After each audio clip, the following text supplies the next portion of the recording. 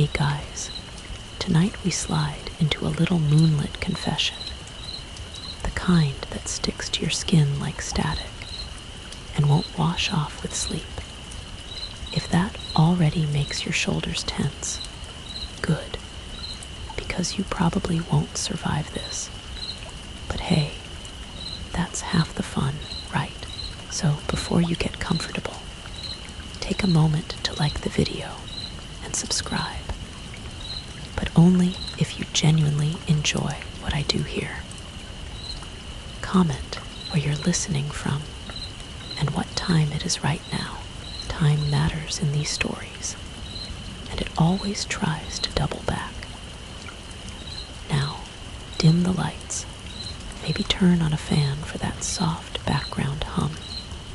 And let's ease into tonight's journey together. You stand by the apartment door because someone or something has left a pair of red, tacky footprints just outside the threshold. Bare human prints that glisten like varnish and smell faintly of copper and hibiscus tea. And yes, that's a real combination your brain suddenly insists on recognizing.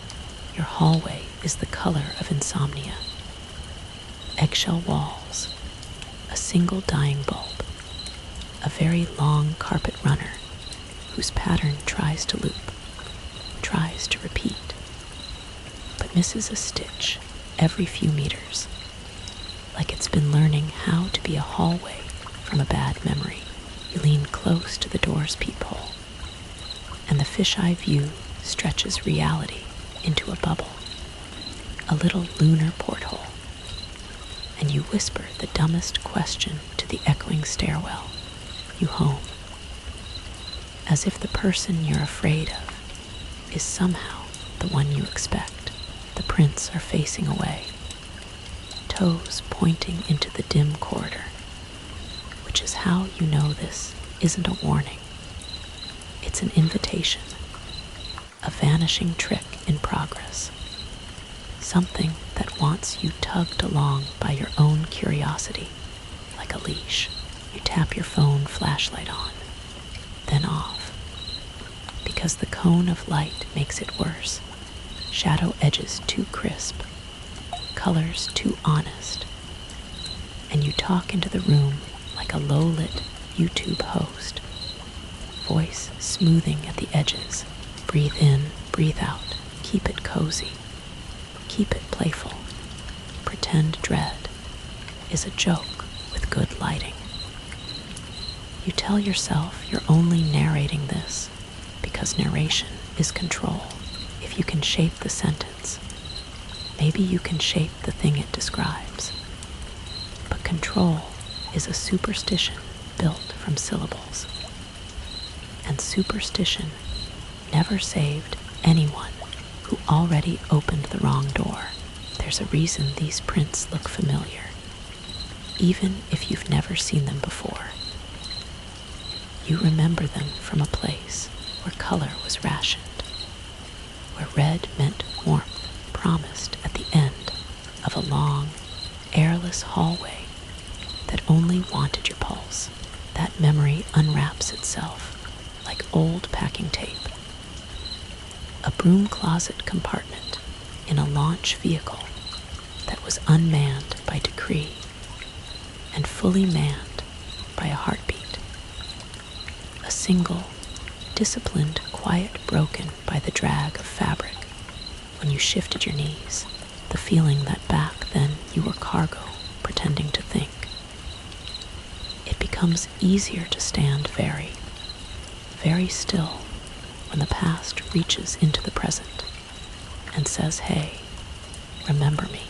It also becomes easier to lie to yourself and call this deja vu instead of recognition. Some facts travel at the speed of superstition. Historians still debate whether a certain 19th century lighthouse off the Scottish coast, Flannan Isles, ring any bells, really lost all three keepers to a freak storm or to something stranger. Because the table was set, the oilskins missing, and the logbook ended with nothing final enough to be satisfying. That's your kind of history tonight. The final pages missing, the footprints trailing out toward nothing, polite domesticity abandoned mid-sentence, like the building itself inhaled and forgot to exhale. You tell the quiet room a fragment of occult trivia, as if it helps. In some corners of old European folklore, red footprints mark a path the living can follow into the world of the restless, so long as they don't look back inconveniently. There's always a reason to look back.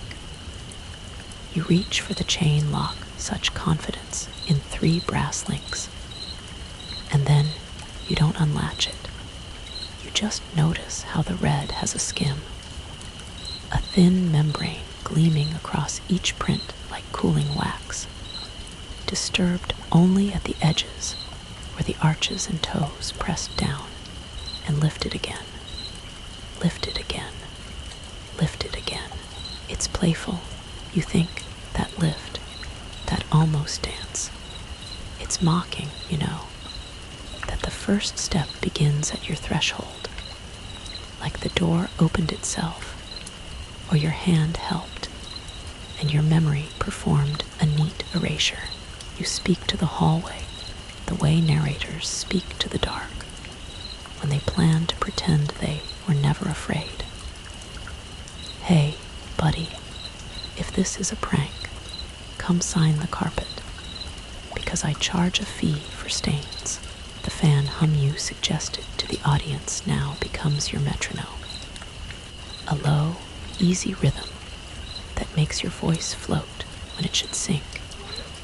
You walk that rhythm back to your desk, plant your elbow, lower yourself into the chair like a diver in slow water, and turn up the mic gain until you can hear your own breath scatter. You tell the listeners exactly what you see. Door, prints, corridor, silence shaped like a long glass. And somewhere below all that, the faint click of the building's boiler beginning another loop, which is always 2 seconds longer than you think. You keep glancing toward the peephole, catching the distorted world, because circles do that. They pretend to be portals, which is a cute lie until one actually is. Your phone lights up and doesn't buzz. No notification. Just an idle illumination, then dies back into black like it changed its mind. And you remember how much you hate that. Devices performing little theater to remind you they were never on your side.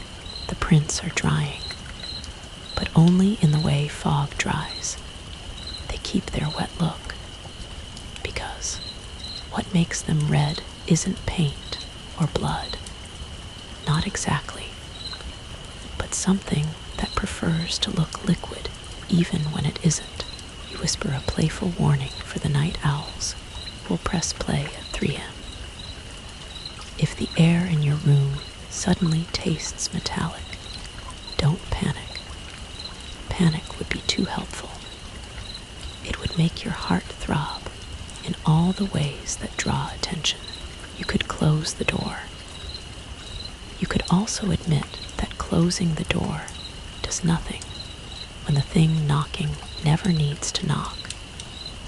When the threshold is an etiquette it observes out of amusement, not necessity. You could unroll duct tape across the gap at the floor, a silly silver ward like a child's chalk circle, and the tape would lift in the middle after a minute because air wants to move, and this red wants to be air when it's bored of being footprints. Or you could do what you're best at. Narrate the next step as if you picked it, as if you're the host, as if the click and swing of the chain is a sound cue, not a decision.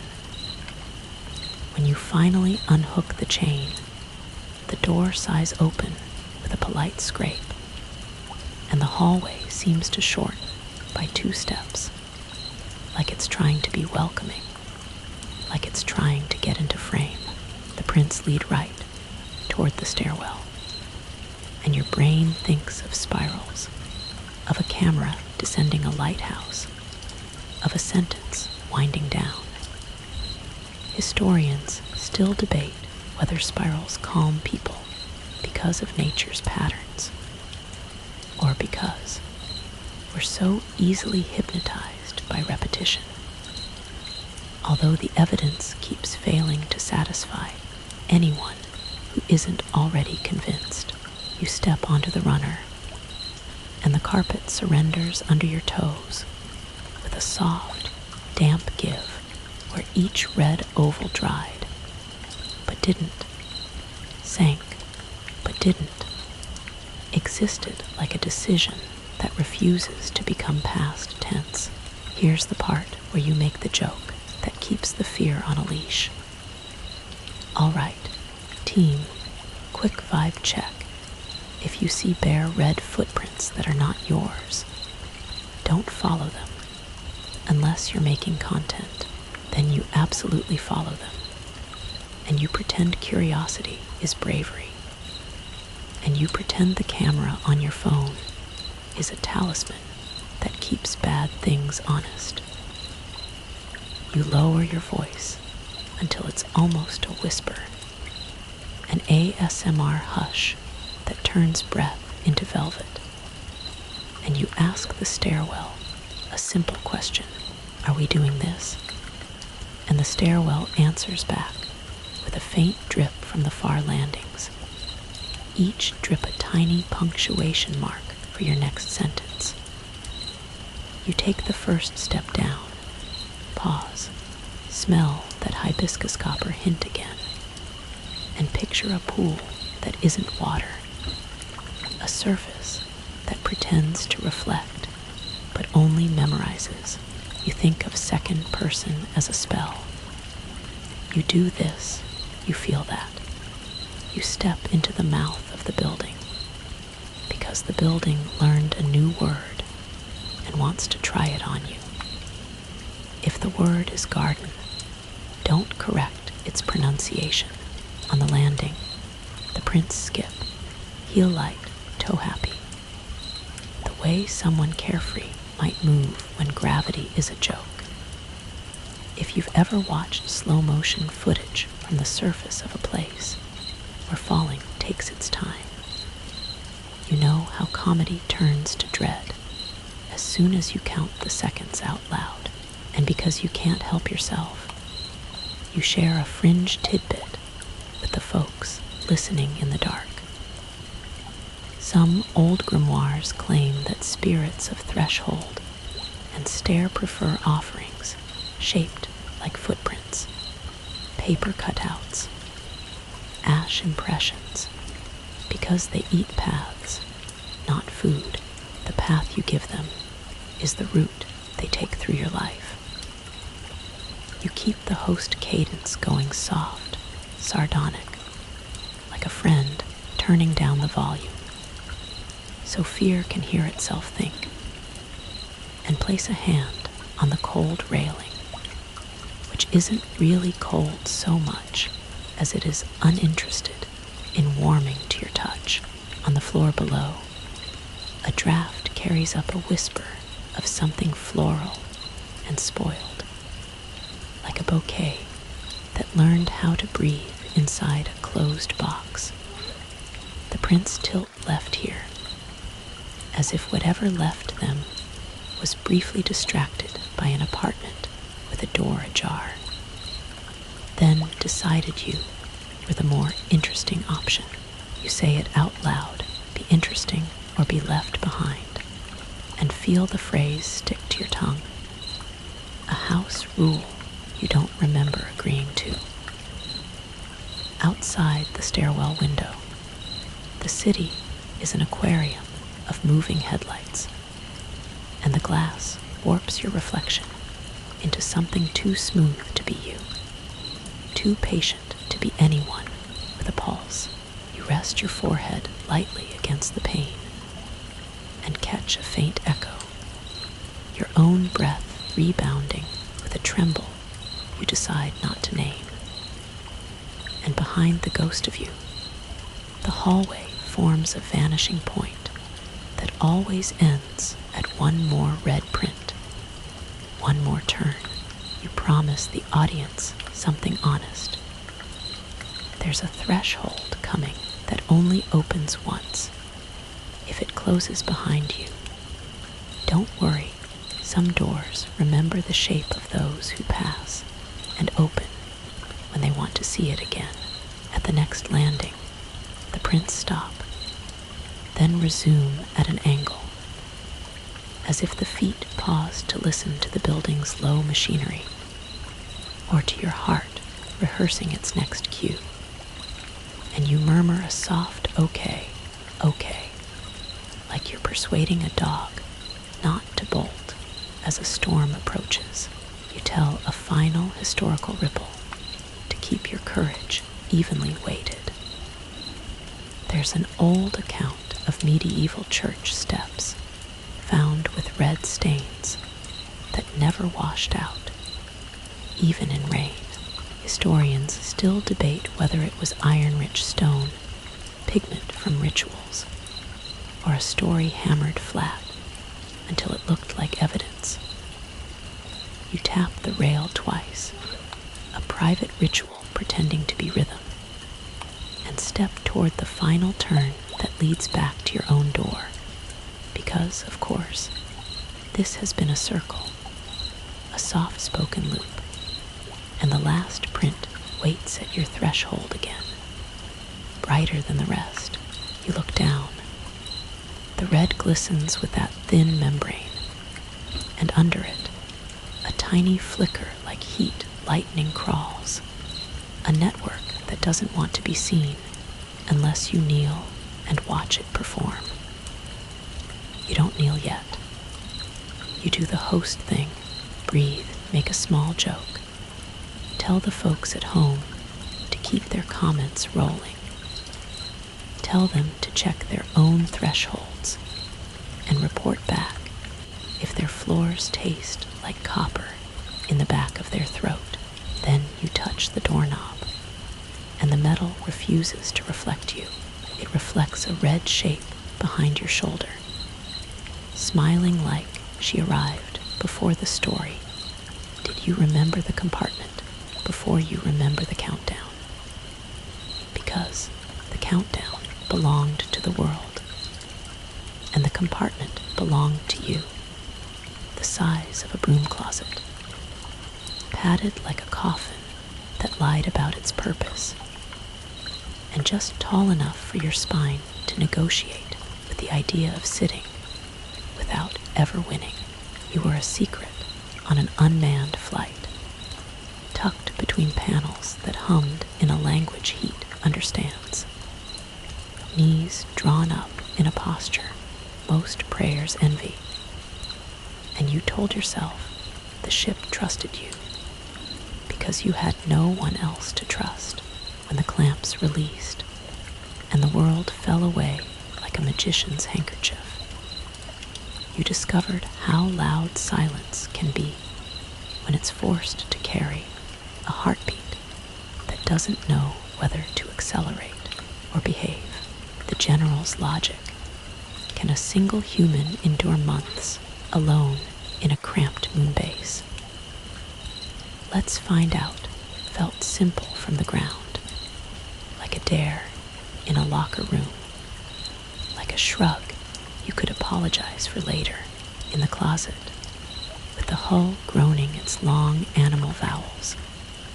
The logic became a blanket you kept pulling up to your chin, a joke you told yourself between sips of stale air.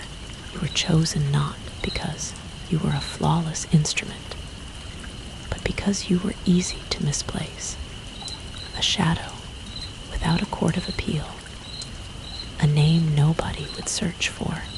If the paperwork called you cargo, you let the narrative settle, the one where you're the cool, unflappable loner, and you polished it with a smirk.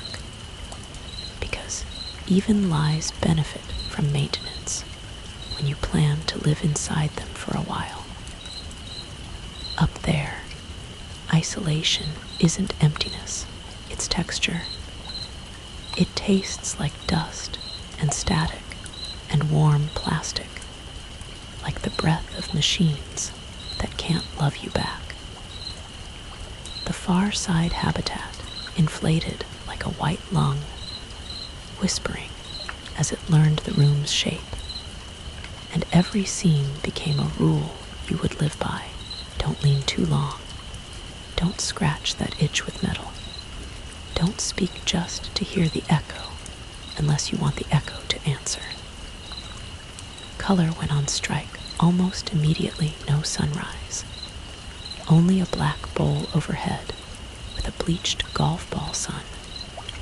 And your eyes began hoarding tiny anomalies. The navy thread that was slightly less navy.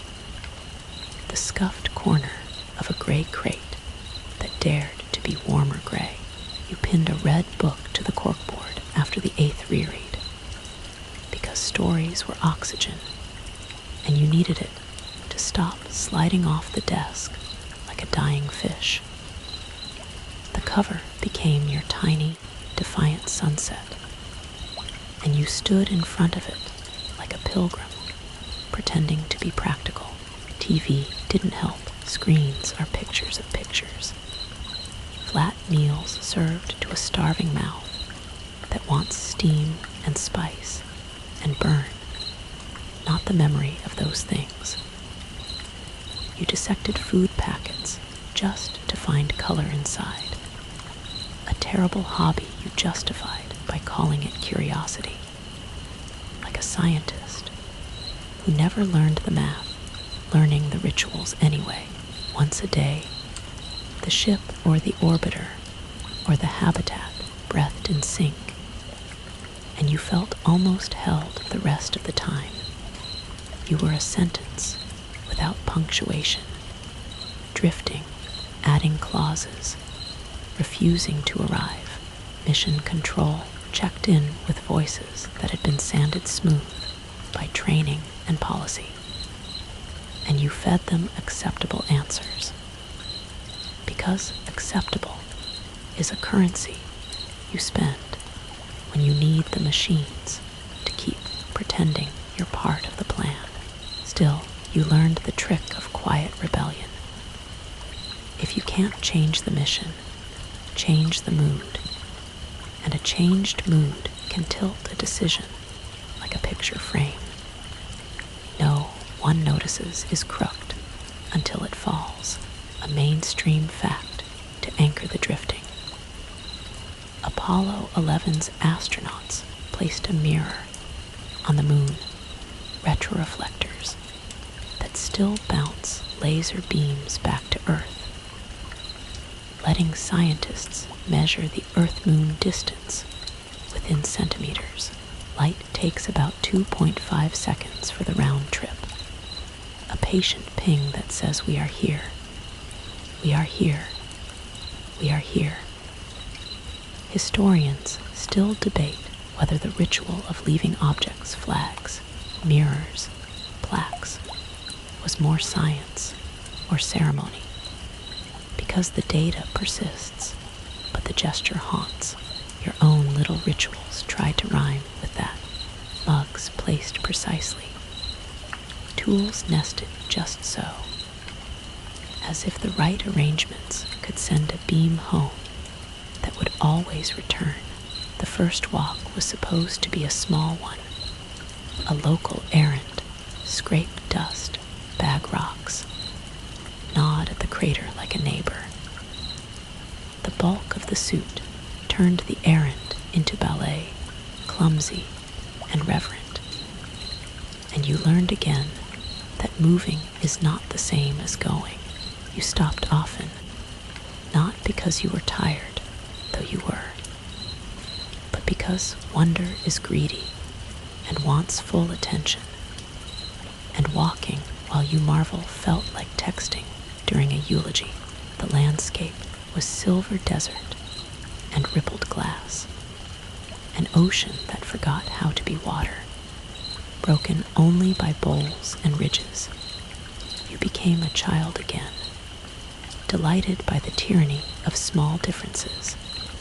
A funny rock, a shyer ditch, a braver hill, and then the arch and shadow said come closer without moving, which is how real invitations work. No obligations, only gravity. It wasn't quite natural, and not quite not. Edges too polite to be an accident, curves too careless to be a plan. It reminded you of ruins that earn their beauty by losing it slowly. You mentioned coordinates, voice steady, and the reply came in that soothing syntax that makes you want to rebel. Please return to the module. Support staff is being arranged. Negative on entry, copy. And you learned how fast the word negative can push you forward. When the comms cut, the silence arrived like a towel over the head, abrupt and total, and your thoughts amplified the way a heartbeat does underwater. The tunnel taught your footsteps to be careful with echoes, because echoes, like promises, always come back, but not always as themselves. The cavern opened like a held breath, exhaled at last. White walls crisp enough to pinch light into obedience, and in its center, geometry pretending to be ritual columns in varying states of surrender. A floor polished into a lie, and the rectangle of a Roman bath carved right into the moon like a borrowed memory. You could call the red a liquid, but that would be laziness disguised as vocabulary.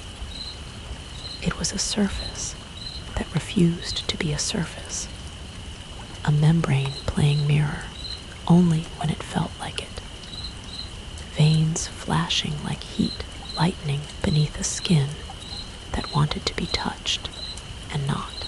It was plastic, except when it breathed, candle wax, except when it flickered, water, except when it ignored gravity.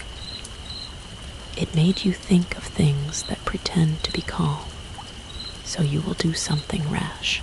You leaned close enough to see your own gold faceplate warp in it, and the warp smiled wrong, a fraction of a degree off, like a portrait painted by someone who adored you, but never met you.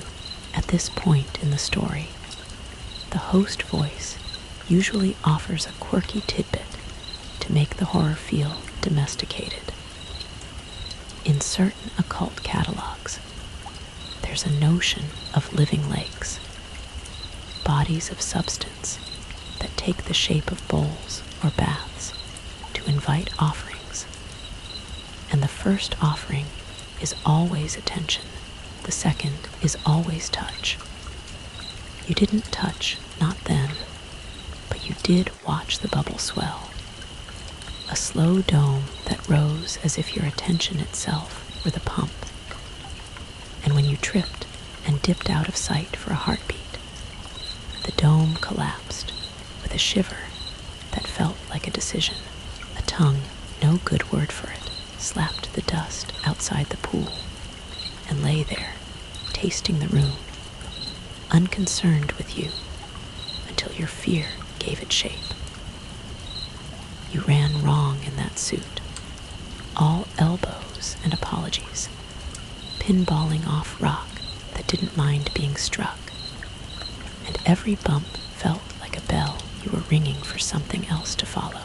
Back in the tunnel, the comms revived like friends who only text when the crisis is photogenic, and you said the line you would later regret for its innocence. You guys need to see this. They would see the photos, and they would accuse, and then they would test, and the spectral analysis would absolve you while assigning you a longer sentence. Because proof is a key that opens doors you don't want to walk through. They demanded samples, as if samples were apologies, demanded readings, as if numbers could bite the thing and break its skin. Half the habitat became a wagon to haul behind you in their imagination, and you learned that expertise, in a pinch, is a synonym for willing to try. You negotiated like a patient hostage. You set limits like a tired parent. And only the old soldier's threat, court-martial, clicked some dusty machinery inside you that still respected consequence for the sake of order. You didn't tell them you hadn't slept since the pool learned your name. You didn't tell them the things read had rewritten the taste of water in your mouth. When you finally suited for the next walk, it was not courage, it was choreography. Steps taught by necessity. Breath measured by a system that valued you as long as you were useful and pressurized. The hatch opened onto 2 perfect red prints, bare feet pointed away, and the joke you whispered to the empty sky, "Oh good, breadcrumbs," made it easier to follow, until following became the only thing you knew how to do. The prints danced when they wanted to, skipping where low gravity forgives anyone too proud to resist it. And the path they drew was not toward the cavern. It was toward the ruins that wait for people who insist on seeing more. Memory is not a straight corridor. It's a spiral staircase with landings where you can sit if the climb bites your lungs. Historians still debate whether the pull of the door in shadow, stories from cave mouths to catacomb arches, comes from our ancient survival circuits, or from a cultural dare we keep repeating because it flatters our bravery. The arguments read like mirrors held up to fear, each scholar seeing their own face in the dark. You tell your listeners a soft truth, hosts lie, and ASMR smooth. It doesn't matter which explanation is right when your hand is on the rail, and the red is already choosing where you'll go next. You learn to ration color the way submariners ration jokes, sparingly, on purpose, to keep the hull of the mind from groaning. After a month, the gray has eaten so much of you that you pin a red book to cork like a paper sun and stand in front of it until your eyes ache from gratitude. You tell yourself, this is normal. This is science. This is an experiment in the economics of attention. But it's also a ritual. And rituals do what they want with those who practice them. You stop trusting screens, because screens simulate color the way a dream simulates running. Close enough to fool the brain, too thin to satisfy the legs. And you murmur to the lens anyway, smoothing your voice to that late-night hush that makes dread lean closer. On the far side, the sun is a bleached golf ball stuck in a permanent black, and the world loses its weather. Weather is drama, and drama gives days their costumes, and without it, time shows up naked. You invent little storms, a glass of water set exactly here, a nap exactly there, a breath counted in sevens, a sigh counted in fours, all of it designed to tug at the curtain and make the stagehands of your nervous system feel busy. It almost works, which is to say it doesn't, not for long, but long enough to forget you're trying. Every time you close your eyes, you see the arch and shadow, the way darkness can look deliberate when it means to be an accident, and the way the floor in that cavern glowed with a polish you still can't forgive. You don't say the word pool, you say bath, because bath implies human hands carved this, arranged this, softened this.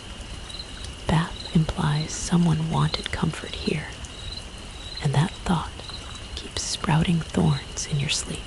The book's red promises warmth, but the memory's red promises appetite, and you learn quickly which one wins when the room is quiet enough to hear your lips dampen before a word. You keep the host patter alive, because patter keeps the panic domesticated, like a fox raised on leftovers. Hey team, quick check-in. How's your breathing? How's your posture? How's your bravery level on a scale from I like spooky TikToks to I followed red footprints outside? And the joke floats, because jokes are helium. At 0213 local, you whisper a fact for the insomniacs. Apollo missions left retroreflectors on the lunar surface, and even now lasers ping them round trip about 2.5 seconds to measure how far the moon drifts. Light leaves, light returns, patient as an apology that knows it will be accepted. Historians still debate whether these planted instruments are pure science or also small altars to persistence, and the debate itself sounds like a heartbeat at the edge of sleep. But tonight you cheat, because this section needs a tidbit, and you need a talisman. Old lore in pockets from Europe to the American South says footprints hold a person's essence. Footprint dirt in a charm can bind, bless, or harm, as if the path you take is a vein, and anyone with a pinprick can draw something essential. Red footprints, though those are performative, gaudy in a way that says, look, I'm not hiding. In Devon in 1855, the devil's footprints scattered over roofs and walls, hoof marks in snow that disobeyed fences like gravity, was a rumor. Some called it a hoax. Some called it weather. Some called it a sermon. Historians still debate what cut those bizarre tracks, and debating is a way of lighting a candle in front of a question and telling yourself that counts as heat. You swallow, and the room tilts a fraction. Gravity always has one more trick, and it loves performing for small audiences.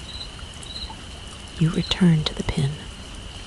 The red book's cover is scuffed at the corners, which thrills you, because scuffs are proof of touch, and touch is proof of life.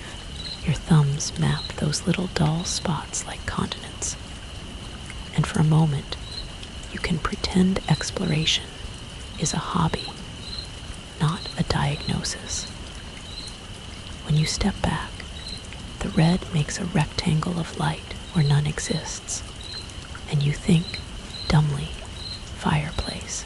You tried turning the TV into a campfire, but news isn't flame, it's rain, it slicks, it washes, it pools, and the glow isn't warmth, it's surveillance. A politician's mouth shapes outrage about spending on space, and without meaning to, you check the corners of the screen for gloss and ripple. for the sheen of a membrane pretending to be pixels. You hate that you check. You hate that a certain smile has trained your attention to behave like a leash. You turn it off. The room thanks you by getting louder. Here's where the second person spell leans in. You are good at being alone. You passed the tests that mattered and failed the ones that measured public grace. You were chosen because disappearing would be administratively convenient. And this is what makes you perfect for horror. Horror loves the person who can hold a note without accompaniment, who can listen to silence and hear the key change, who can treat a red dot in the corner of a lens like an audience of 1,000,000 beating hearts.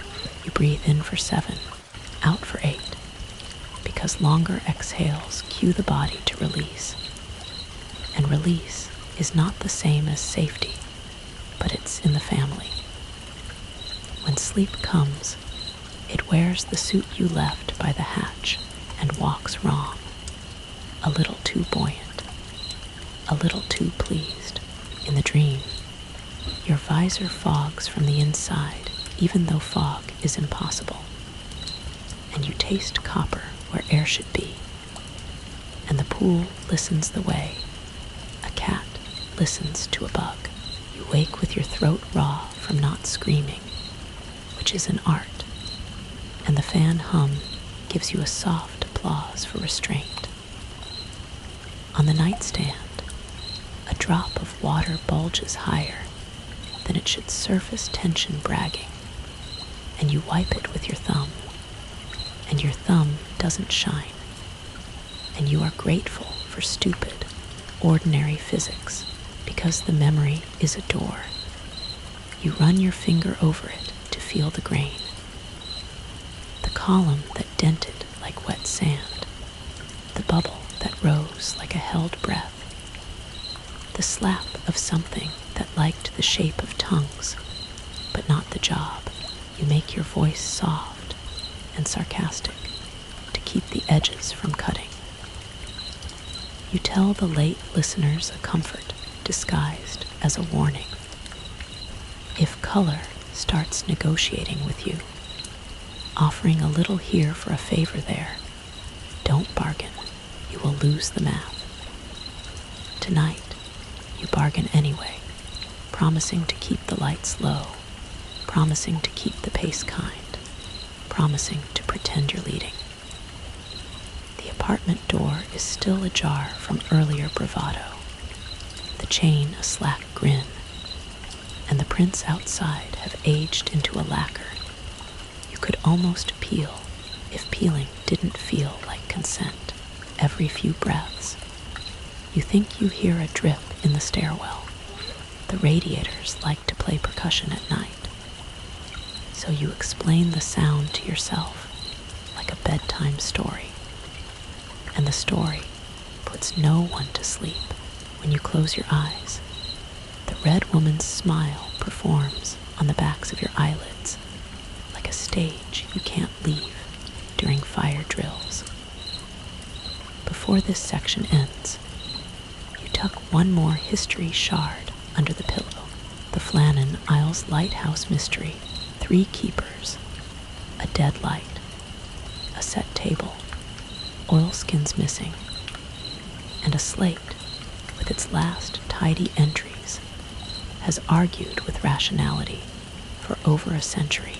Historians still debate whether waves, weather, and bad timing took them, or whether the human heart, in a small place with too much echo, does stranger things than storms. You like that argument. It makes you feel seen. And then, with the practiced calm of someone soothing a crowd in a haunted house, you turn back to the pinned book and say, softly, "We won't survive this, but we will narrate it beautifully." And that's almost the same thing in the dark.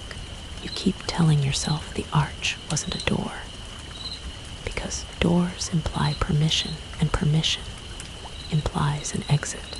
You prefer the word opening, like a mouth that forgot to smile.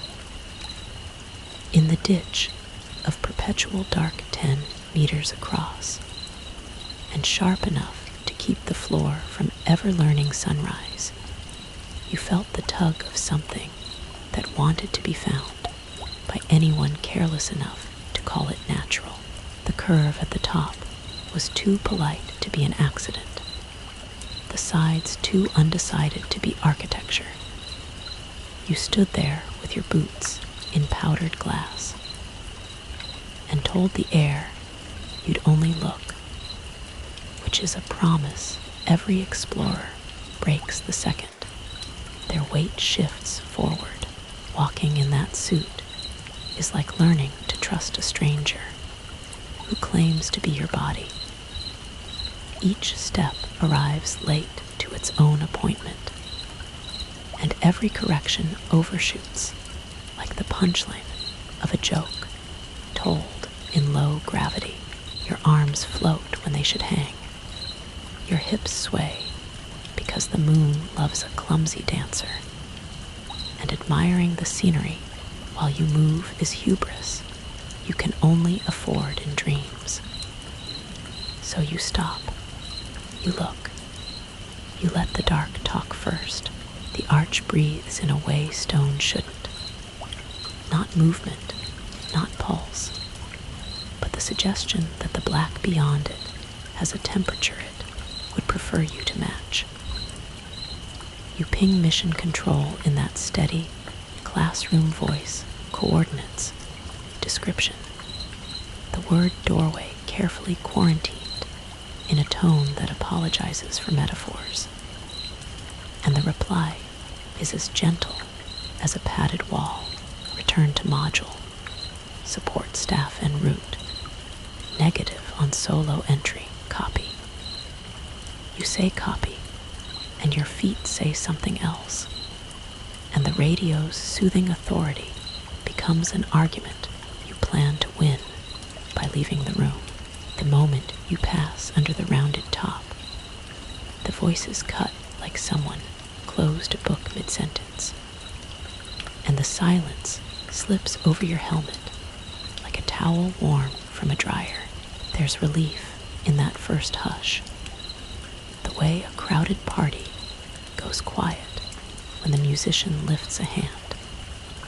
Then there's dread, because you've learned that any quiet you don't control is a performance for which you were not invited to rehearsal. You turn once, always once, to blink at the bright crater rim, that ring of certainty promising an easy retreat, and the dark draws its own promise from your spine. Hadn't you wanted this? Inside, the tunnel teaches your light how to behave. The walls become smoother the deeper you go, sanding themselves down into a cleanliness that feels like disdain, like a room that hates fingerprints. You test a gloved hand against the surface and feel the sulk of grit pretending to be silk, and the suit reports nothing unusual, which is exactly the kind of report that makes your nerves want a second opinion. Your breath counts itself, tiny private 7s and 8s, ASMR for the self, host voice, whispering inside the helmet that everything is fine, fine, fine, until fine loses meaning. A historical shard to carry like a coin under the tongue. Catacombs beneath Paris run for hundreds of miles. Old quarries refitted to house bones when the city overflowed. Tourists take guided segments, while urban explorers vanish into chalky maps that don't hold still. Historians still debate whether the arrangement of skulls, a civic art of mortality, comforts the living or merely arranges fear into patterns we pretend are beautiful.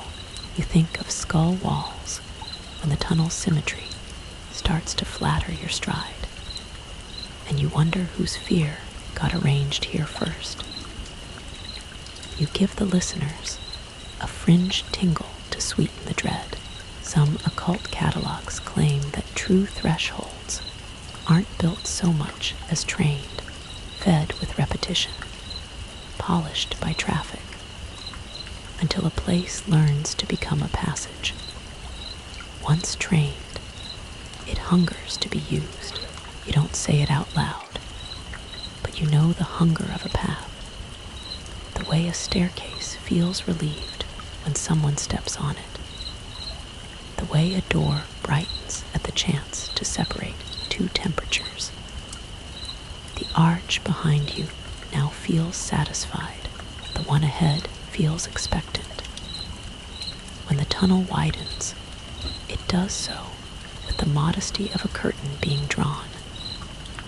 Not a grand reveal, or a shrug that says sure. You can see this if you insist. The chamber's proportions tickle some Roman memory, baths and basilicas, and a geometry that flatters the idea of the human body as the unit of measure. And for a heartbeat, you're grateful for how clean the light bounces. Then your light hits the center and refuses to come back, and gratitude sits down to tie its shoes while fear takes the lead. Columns stand at varying heights, like 4 notes of a chord remembered imperfectly. You touch one, and it yields like wet sand, sculpted by a patient hand, denting just enough to imply maintenance. The floor on approach is polished enough to shame a mirror, and you feel your soles apologize for scuffing it. And that apology makes you angry, because who is being polite to whom? Host voice returns, soft and teasing. See, team looks almost normal, almost civil, like a museum that forgot to hire guards. Then it abandons the pretense when the red pool decides to be the subject again. Not water, you're careful with that. It's a plane of red that edits reality, absorbing detail without swallowing it, like a photographer who never returns the negatives. Veins under the surface pulse in lightning faint flickers. The way heat on roads makes air look alive. And across the whole thing lies a pale yellow skin, a membrane that seems dry and slick at once, like oil that learned to pretend. You kneel without meaning to, and the bubble begins nothing dramatic, just a swelling, as if the red were remembering how to inhale. You narrate, because narration is a talisman you can hold with your mouth. This is fine. This is physics. This is thermal expansion, or trapped gas, or the joke the universe tells when you want meaning too much. The bubble grows only enough to stay seen as you back away, patient as a theater audience when the curtain lifts an inch, then an inch more, and every inch is a favor you didn't earn. Your heel finds the uneven ground at the edge of the arch. The suit turns a stumble into a ceremony.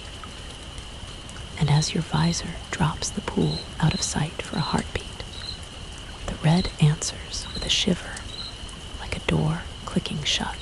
The tongue call it that because words get to be lazy when terror is working overtime, slaps over the lip with a viscosity that hates adjectives. It hits dust and sticks in a way that makes sticking sound voluntary.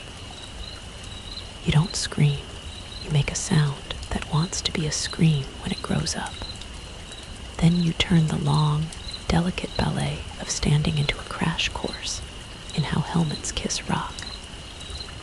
Hands on walls, boots clumsy and sincere. You crawl until crawl becomes run, and run becomes a series of near falls, and the chamber lets you go without comment, which feels crueler than pursuit. The tunnel squeezes your light into a straight line again, and in that line, your breath returns to the numbers, 7s, 8s, a host's lullaby for a heart misbehaving.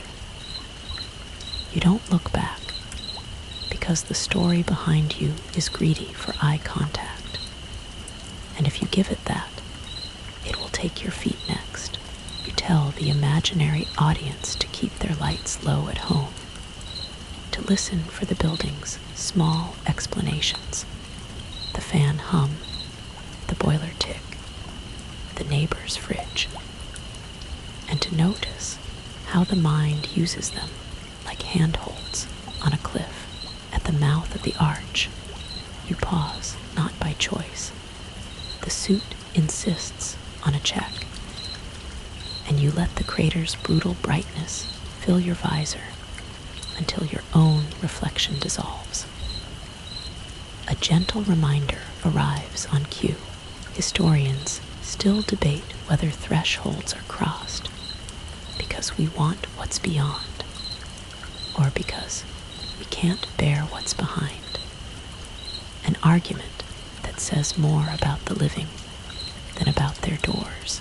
You step over the lip, and the radio rushes in like a tide you forgot to fear.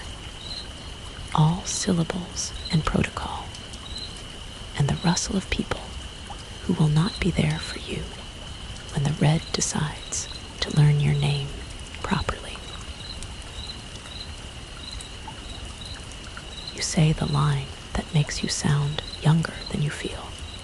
You guys need to see this. And you almost laugh, because seeing is the one thing you're not sure you can afford to do again. Above the visor, the sun keeps pretending to be a toy in a black pool, and below it, your boot prints look like you were practicing cursive in dust. The arch behind you looks smaller now, as if the tunnel contracted in your absence to save heat, or to hold its breath for the next visitor. You whisper a last fringe aside for the faithful in the comments. Some say doorways keep a memory of the last person who passed, a kind of negative image that they offer to the next one as bait. The outline fits better if you don't struggle. You struggle anyway, which means you'll fit badly, which means for now you get to leave. And the path ahead, all glare and silver, and the promise of ruins you haven't met, pretends to be a choice, when really it's just the next sentence sliding into place. You tell yourself you're ready to say the word now, pool, because pretending you don't have language, for it makes it stronger, like you're feeding it awe for free. So pool, and the pool answers with a breath you feel in your knees. The geometry goes Roman without asking permission. A long rectangle, 4 columns like broken teeth around a smile. Floor so polished it scolds your reflection. And in the middle, that red pane acting like a surface until it decides not to. You kneel as if drawn by string, not obeying curiosity so much as submitting to a tone only your marrow hears. And the thin yellow membrane skimming the red looks dry and oily at once. A contradiction that wants your attention more than your touch. Your light rolls over the crimson like a bead of mercury and refuses to sink. The pool doesn't reflect so much as edit, keeping the parts of you it finds flattering and erasing the rest with a steady, generous hand beneath the surface. Spidering veins flicker in threads, heat lightning trapped under lacquer, and each pulse is almost timed with your heart until it isn't, until it sets its own tempo and dares you to follow. The bubble begins like an apology you can't quite hear, a roundness swelling upward with the patience of bread. And you narrate because you don't know what else to do with the parts of you that want to run and the parts that prefer to witness in a voice you designed for 2 a.m. Soft, teasing, too calm to be believed. You describe how the dome grows just enough to stay visible as you retreat, as if it has studied the human threshold for panic and is polite enough to keep itself within it. Your heel finds the uneven lip of the arch, and the suit turns balance into bureaucracy, every correction requiring a form in triplicate. The moment your visor drops the pool out of sight, the bubble shivers like a decision being signed. Then it happens, the slap, something like a tongue, but not, landing on dust with a kiss that sticks and listens, and you feel your muscles audition for flight, while your mind tries to make meaning out of a shape that refuses to be taught nouns. Running in the suit is choreography you learned for a different song. Each push-off is an overconfident note, each landing a late apology, and the tunnel makes you a metronome you can't keep time with. You don't scream, not properly. You issue a clipped vowel that thinks it's being brave, and your gloves grab the wall like a friend you're not sure you know, and the stone declines to comfort you because stone admires persistence, not panic. The chamber does not pursue, the chamber waits, which is worse, because waiting implies options, implies eras, implies this has happened before, and will again when someone else's boot learns to love dust, when the calms return beyond the arch. They flood your helmet with syllables smoothed by training, and their concern sounds like traffic, busy, useful, loyal to movement more than to destination. You offer the line you would later wish you'd kept. You guys need to see this, and you hear yourself in the plural, an actor asking for witnesses instead of exits. They try to problem solve you into safety, samples, angles, light levels, as if numbers can put a fence around appetite, as if data can unteach a pool how to breathe, a history crumb for the road back.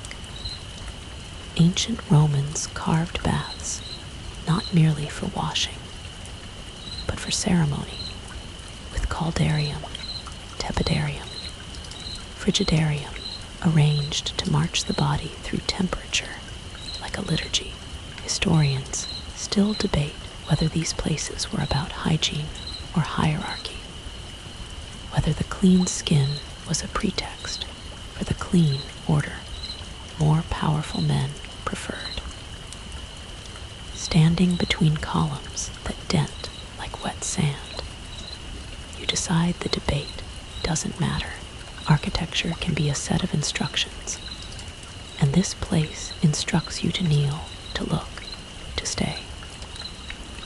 You promise your listeners a fringe treat to keep their breath steady. There's an occult idea that some liquids are not substances, but habits, patterns that pretend to be matter, until someone cooperative arrives, once fed by attention, by fear, By awe, the habit deepens into a person-like thing. A god if you're generous, a parasite if you're not. No need to pick a label yet. Labels are leashes, and the red is already walking you without one. You do, however, recognize the appetite in its patience. Back at the habitat threshold later, the prince will be there, red and bare and facing away. But right now, the pool keeps the last word by refusing to move, while moving everything inside you. You glance at your glove, at the dust collected in creases, and imagine what it would look like if a flake of the pool clung there, learned your gestures, hitchhiked your pulse. The thought arrives too easily, like a suggestion you're sure you made yourself. You step backward, and the bubble politely subsides, which is not comfort, only courtesy. You leave a trail of boot cursive in the silver, and the radio learns urgency, syllables tightening, questions stacking. Light conditions, chemical smell, magnetic interference. As if your answers could be recipes instead of confessions. You report the membrane, the lightning veins, the slap, and the polite way the red wanted to be watched. On the other side, someone tries to decide whether to believe you in real time, and you hear the pause where a human heart weighs career against wonder. Spectral analysis will later absolve the photos of fraud, they'll say, and your innocence will feel like a sentence with the wrong subject. The suit's telemetry hiccups once, a small seizure of numbers, and you feel the chill of a machine trying to decide what to call what it felt: error, anomaly, event, and settling on silence. You tell the audience at home to do something small and human. Sip water, stretch fingers, blink slowly, as if joint rotations can outvote dread. You add a smile to your tone because you've learned how smiles sound, and the smile says we're fine, we're fine, we're fine, even as your legs confess to the ground that they don't want to be here. At the lip of the ditch, the black becomes less convincing.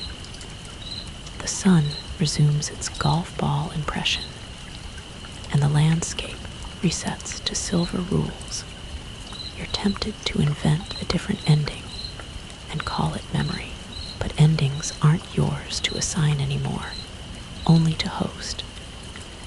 And so you tidy your breath and tell the story its next cue.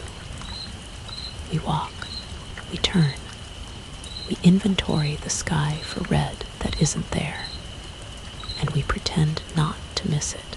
You miss it anyway. Fear and fascination share a skeleton. For the faithful who track our scholarly tick, historians still debate whether the first person to name a thing owns it or becomes obligated to it. Taxonomy as leash versus taxonomy as bond. Every field has its version of the argument, and none can prove their choice doesn't change the subject. You called it a pool. That might be a leash. That might be a promise. The red, indifferent to your literacy, waits where it waited. A room inside a room.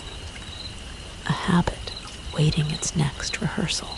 You give the camera, the invisible one, the blink you practice for your audience, a final conspiratorial glance, and say softly, keep your lights low. Don't touch anything that teaches you its own word for touch.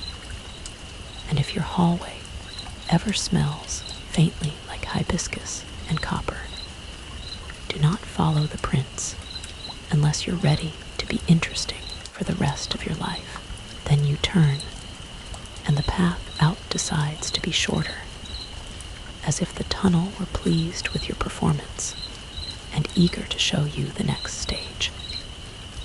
It will, very soon, and she will smile when you arrive, back in the light. The radio returns like weather, and with it, the steady drizzle of requests that pretend to be concern. Confirm coordinates, confirm lighting, confirm stability of substrate, confirm you are not making this up by breathing too hard.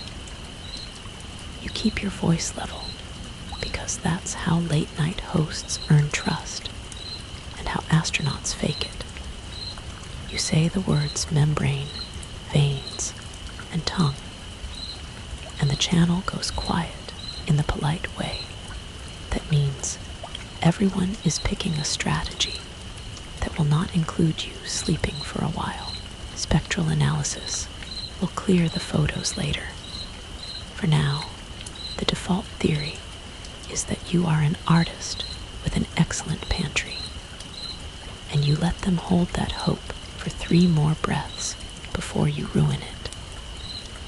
The list arrives: samples, readings, core drills, spectrometers wheeled like intravenous poles down a hall you haven't named yet. They want you to be a lab by yourself, a cart-pushing octopus, blessed with extra hands you weren't issued. You negotiate like someone who has learned to fold anger into courtesy until it looks like compliance. You will collect dust, scrape columns, walk the perimeter, but you will not, under any arrangement, poke the red. The pause after your boundary is long enough to fit a reprimand, a prayer, and a budget meeting. When it ends, the threat is old and square-shouldered, court-martial, and you nod inside your helmet because consequence is the one language you were promised would still be spoken in places without air.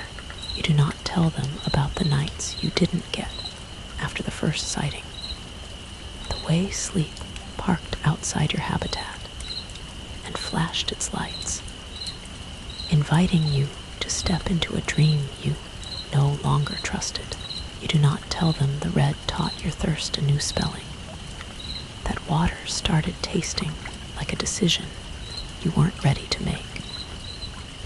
You say copy like a good chorus member, and you practice your host's hush for the camera you can't send yet, narrating your own caution so it will feel like companionship when you replay it to an audience you hope is awake. Here's a mainstream shard to keep one foot on the floor.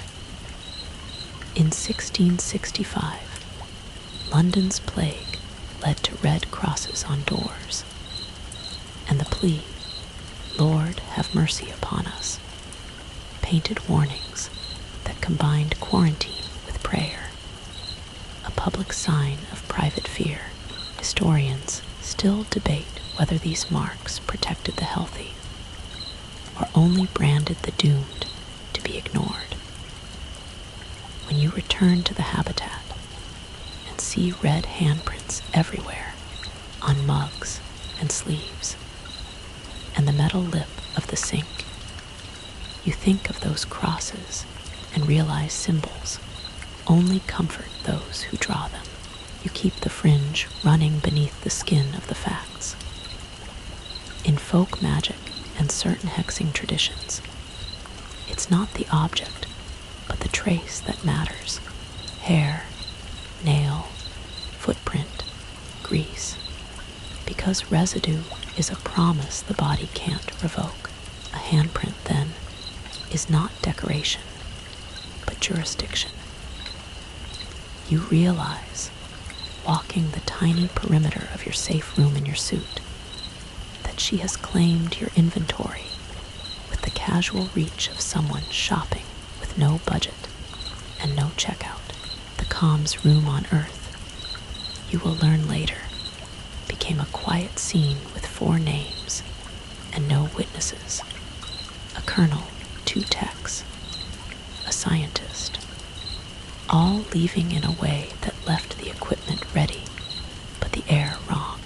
Historians still debate whether mass despair under pressure is a clinical mechanism or a story we tell to avoid admitting how easy language can tilt a ledge. For now, you don't know any of that. For now, you only know your calls come back thin or not at all. And silence starts to feel like someone else's breath on your cheek. You take notes like you're filing a police report against your own kitchen. Handprints on the cupboard, on the spoon, on the rim of the water tank's cap. You consider burning everything she touched, but you list the touched until the list becomes the room.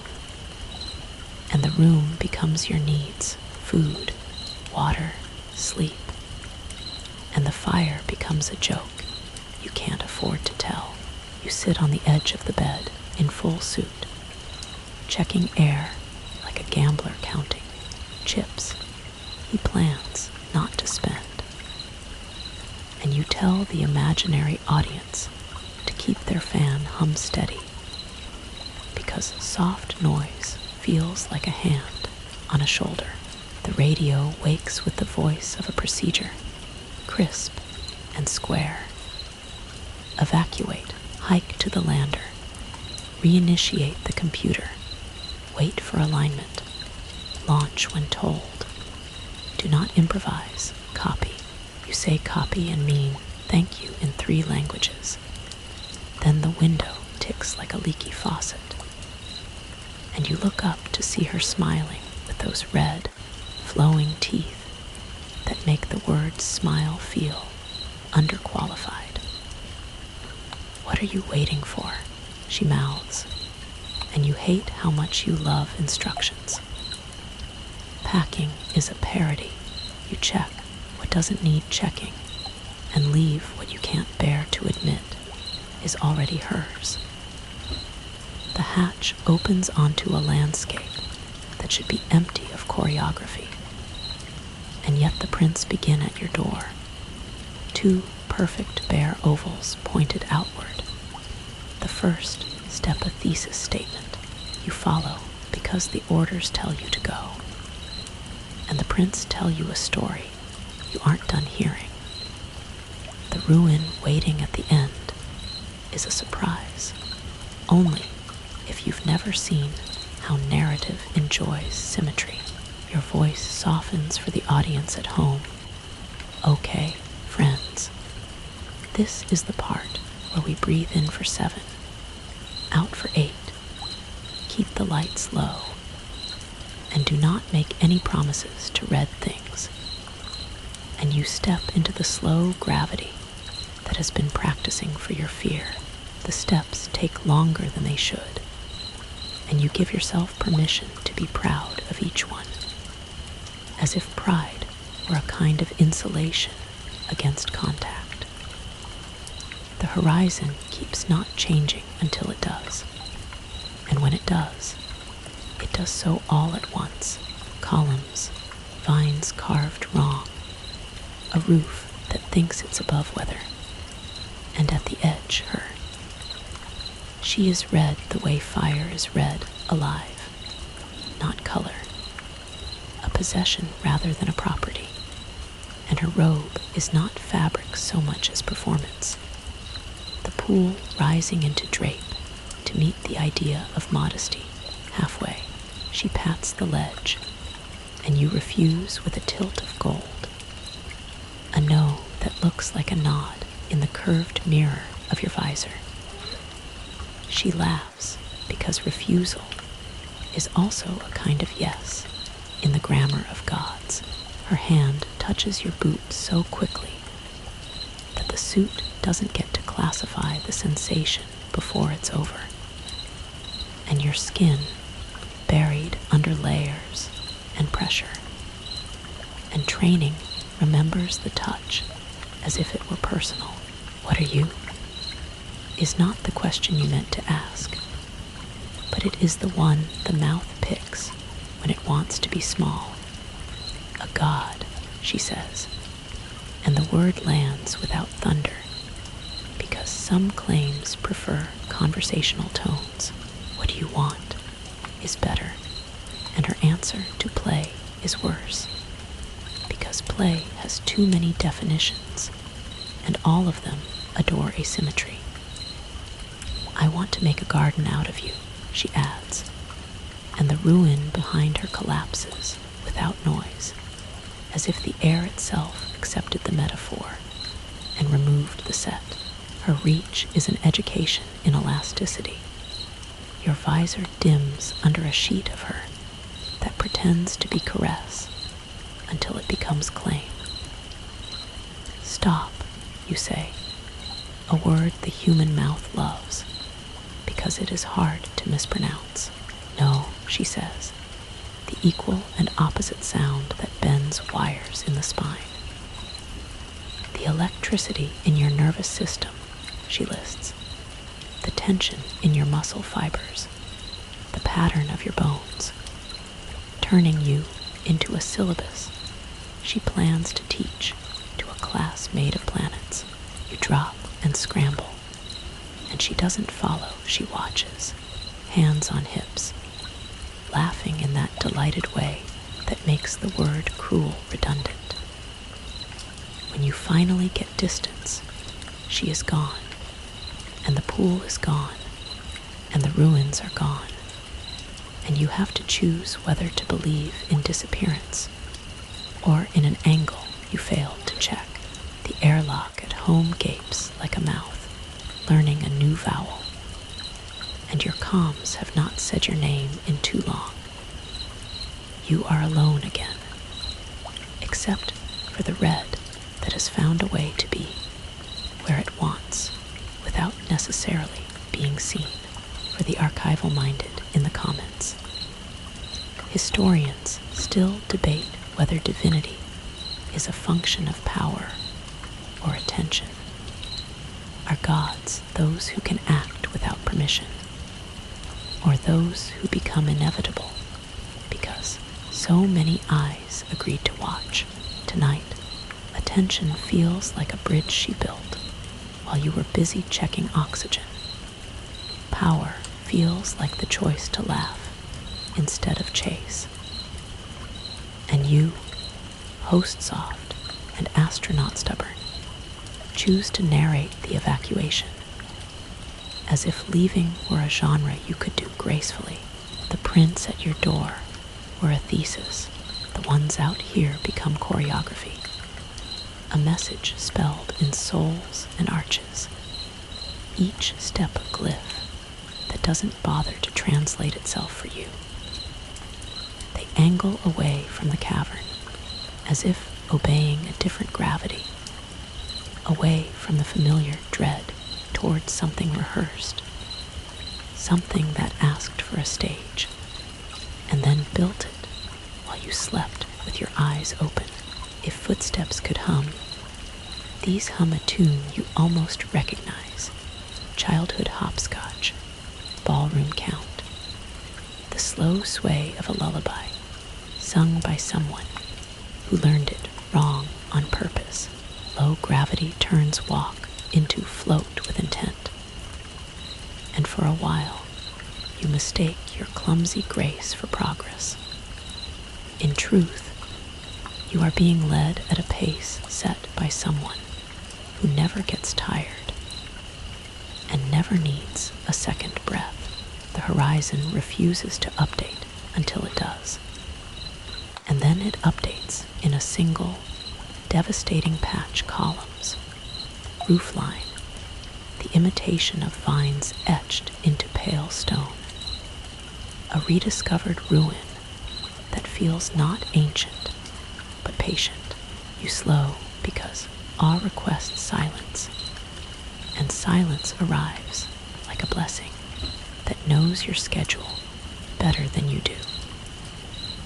She waits at the edge of a wider pool, red from robe to skin to the liquid she blends with so perfectly it's hard to tell where standing ends and submergence begins. The robe is not cloth, you realize, but a performance of modesty, a ripple that agreed to shape itself for your comfort and then forgot to care. She pats the ledge, a small, friendly punctuation, and you shake your helmet, a no that looks like a yes in the curved gold, because fear loves manners, and you are very, very polite. Her smile is the opposite of teeth-baring. It is a lowering of temperature, a relaxation of edges, and you understand suddenly that kindness can be predation when it is practiced by something with all the time in the world. Two perfect bear prints pause at her side, hers, and then dance outward, an outwardness that tells you play is not a child's word here. Play is a laboratory, and you are the experiment that smiles back when given treats. She compliments your boots by touching them. So swiftly your suit doesn't decide whether to log it. And in that moment, a small part of you that still believes in property rights goes very, very quiet. What a funny thing you are, she purrs. And the humor is not a mercy, but an appetite stretching before a meal. You ask her what, the way people ask storms their names, and she says God as if it were a boring truth, the kind you don't argue with because arguing would be a hobby, and hobbies require calendars, and calendars require endings. You ask what she wants, because maybe wants can be negotiated, and she says to play, because plays can end with applause.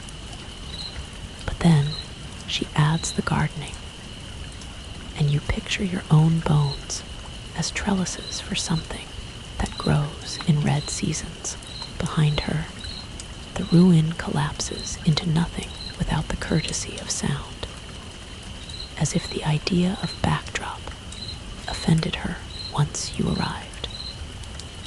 She reaches, and her arm becomes a lesson in elasticity, a soft physics that thinks you are the experiment, and the result, the surface of her learns your visor, the way tongues learn teeth. You say stop. The word people choose when they dare to assume control is an option, and she says no.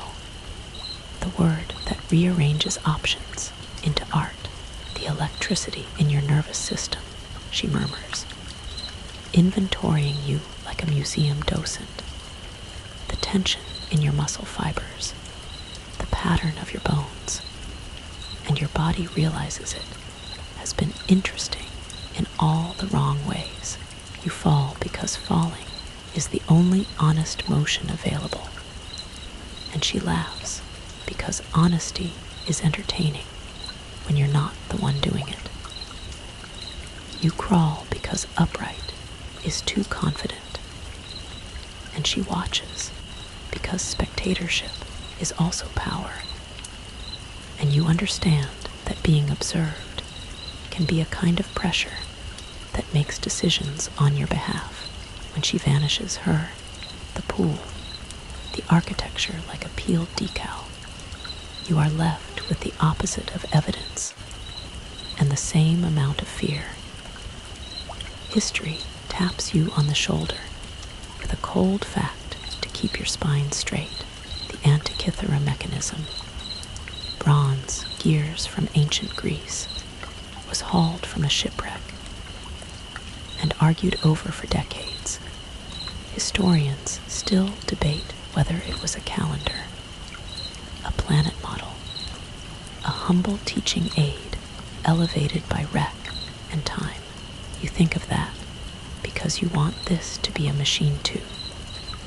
something with purposes small enough to catalog, and not a god with boredom old enough to braid itself into cruelty.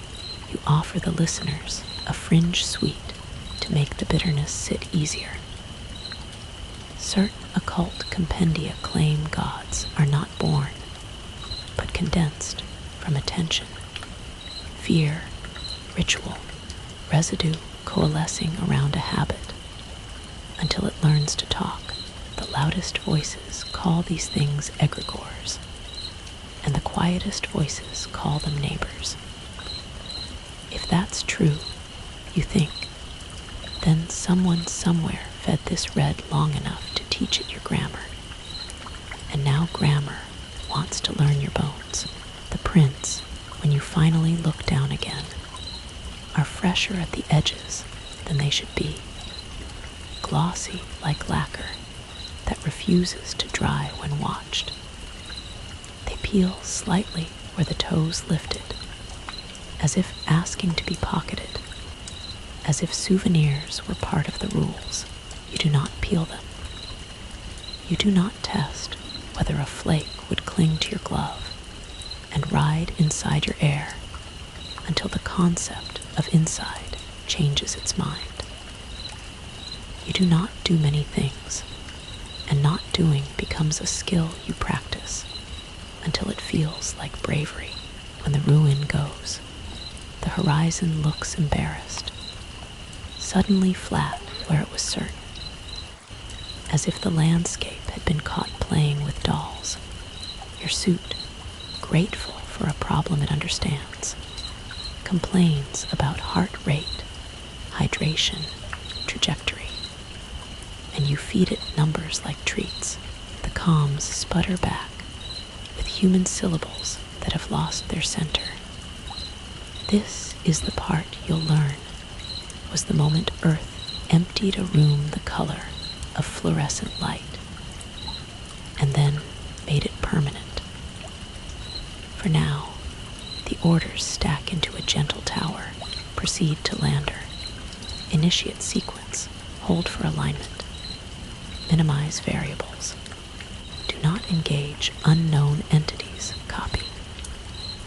You answer copy, host soft, and confide to the night owls at home that minimizing variables is adorable in a universe that names itself experiment.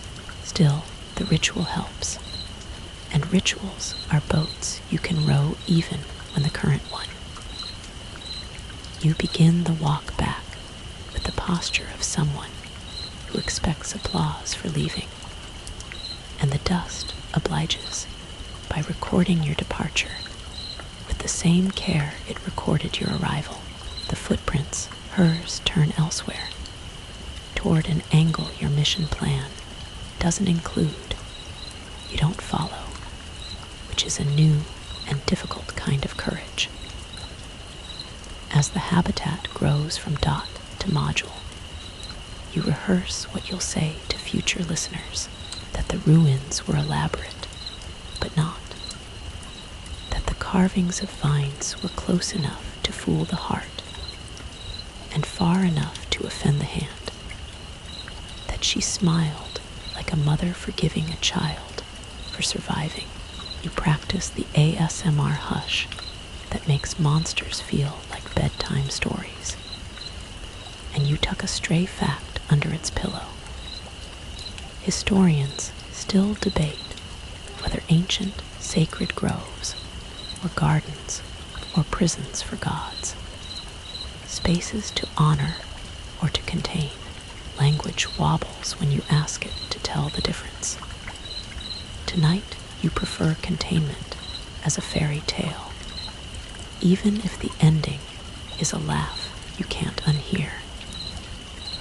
At your door again, the first red print on the sill has darkened beautifully, like a stain proud of its patina. You tell yourself patina is civilized, and you love civilized things because they slow down the parts of you that move too fast. Then you notice the thin membrane still glistening, still pretending to be dry. And you say, to no one and everyone, okay, friends. Lights dim, comments on, breaths even. And let's not touch anything that wants to be touched. You step inside, and the air tastes like hibiscus and copper, which is either a memory or a menu. She said she was a god in the tone people used to tell you their coffee order, no thunderclap, no choir, just a preference that will be met with or without your consent. The word slides into your helmet and puts its feet up on the furniture. You catalog the pieces the way a good host does. The robe that isn't cloth, the body that's not a body, the pool that's a habit of red pretending to rest, the smile that is less welcome and more invitation, and then you realize you're not cataloging her, you're allowing her to catalog you.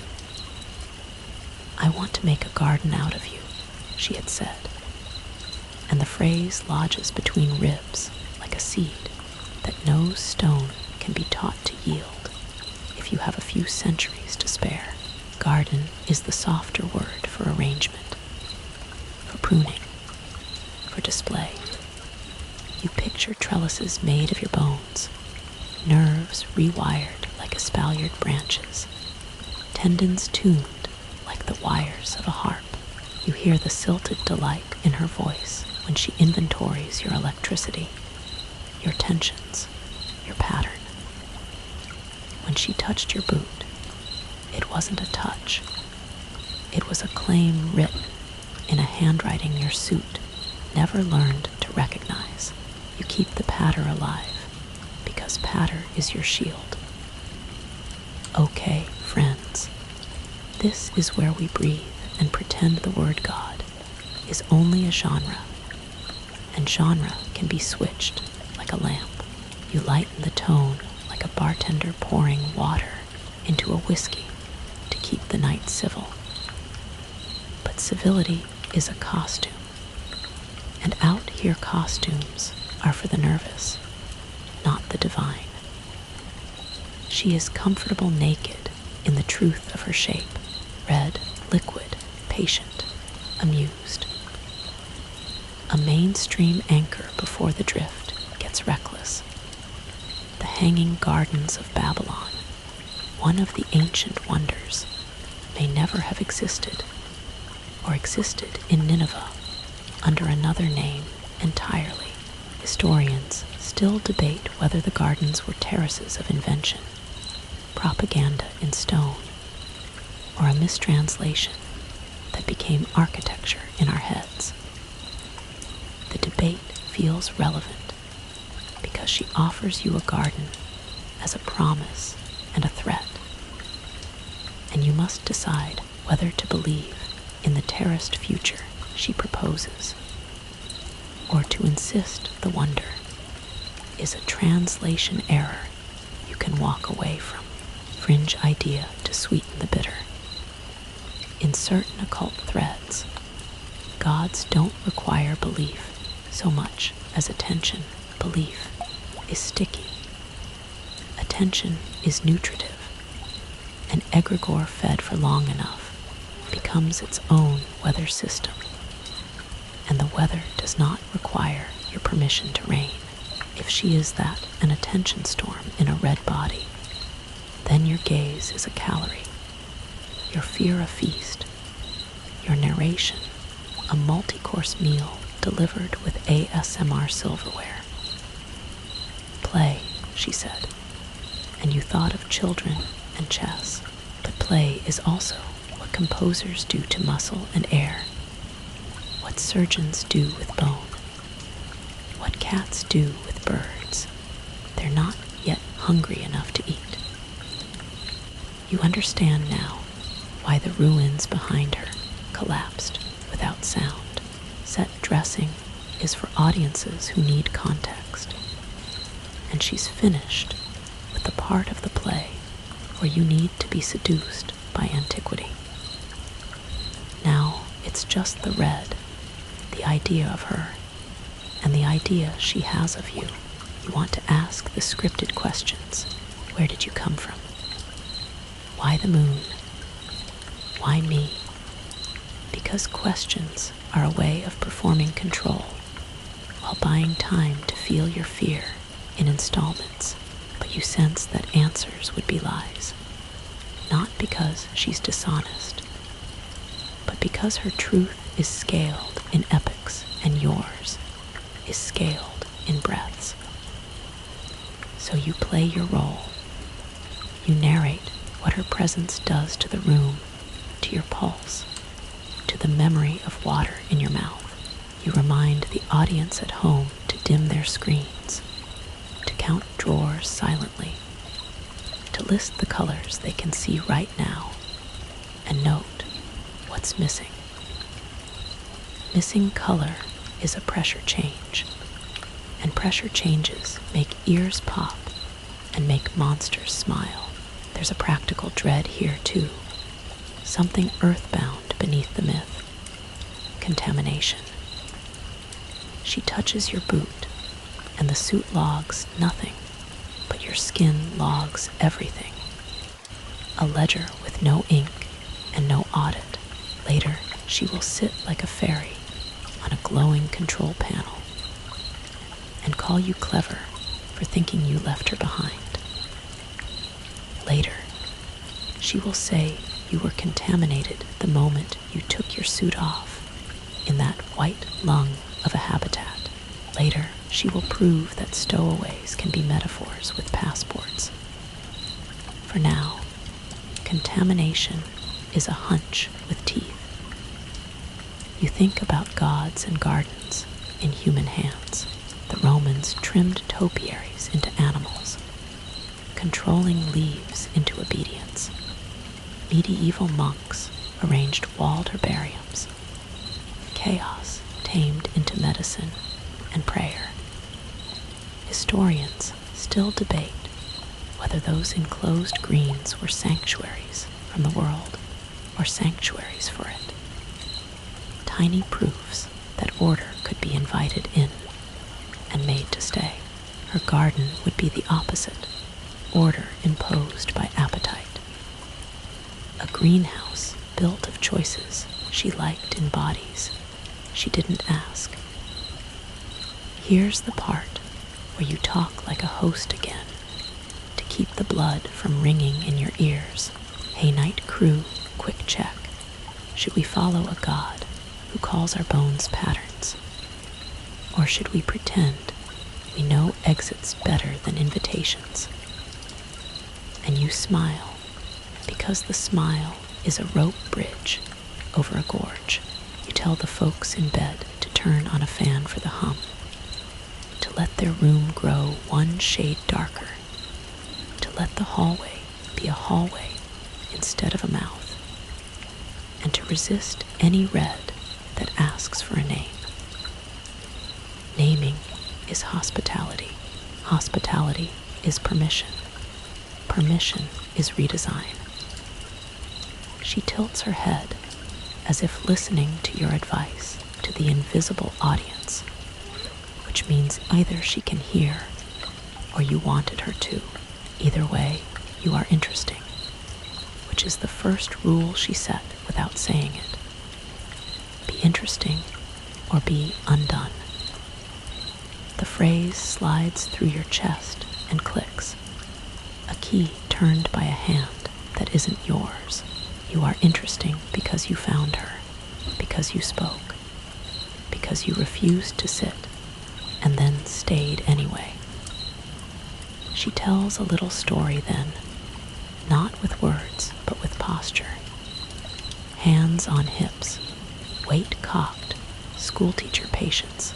The lesson is that exile was boring, that the moon was a sewage tunnel, that beauty is fun again now, that a clever thing has walked into frame. You realize exile implies trial and verdict. Somewhere, someone once decided she needed out. Out of what? out of where, and put her here as punishment. Historians still debate, you think absurdly, whether prisons are for isolation or display, and your skin decides to shiver without permission, fringe candy for those still awake.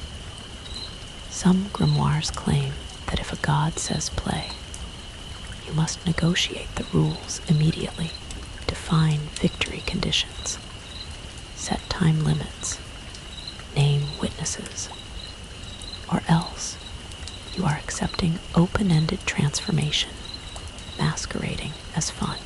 You have no lawyer and no sand to draw lines in. Your only contract is narration, and narration tends to side with the most fascinating character in the scene. You back away because it's the one rule every species understands. Increase distance from the thing that can define you with a gesture.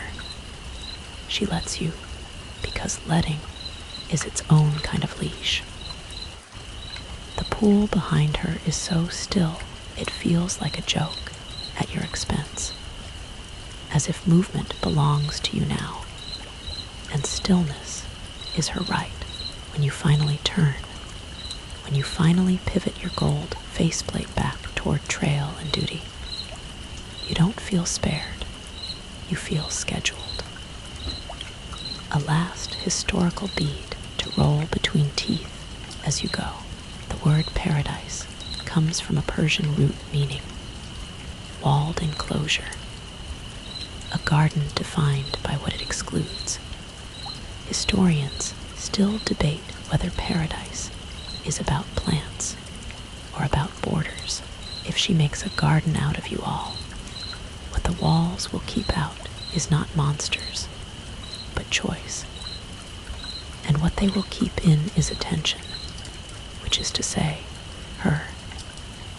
So you narrate your retreat in that calm that sounds like sleep and tastes like metal. Step, breathe. Do not look at the red that wants to be looked at. Do not say the name of the god who likes your muscles for their tension. Do not be interesting unless interest is the price of leaving. You leave. The dust records the fact without editorial. Somewhere behind you, a smile decides what your next chapter is called. You come home to handprints. Not yours, not anyone's whose hands end in bones. Red palms on the cupboard, on the chair back, on the lip of the sink. A careful stamp on the water tank cap, as if she initialed the deed before the ink had language. They shine with that dry wet sheen you've learned to hate, a lacquer that pretends to have cured while still remembering how to ripple. And in the hollows where her fingers pressed you swear a faint network flickers like heat lightning caught in resin. Your suit stays on because the room is no longer a room. It's a petri dish. And you are trying to be the one variable a good story refuses to change. You list what she touched out loud the way a detective lists reasons to go home early. Bowl, spoon, mug, zipper, pillow. The edge of a page you thought you'd pinned for color, and now can't even look at without thinking of tongues. The list becomes the inventory, and the inventory becomes your life, and your life becomes her fingerprint, with you inside like a fossilized air bubble, hoping not to be noticed. You consider burning everything red has kissed, and discover that everything includes food, water, sleep, and the idea that you get to choose your verbs. You want HQ, which is new.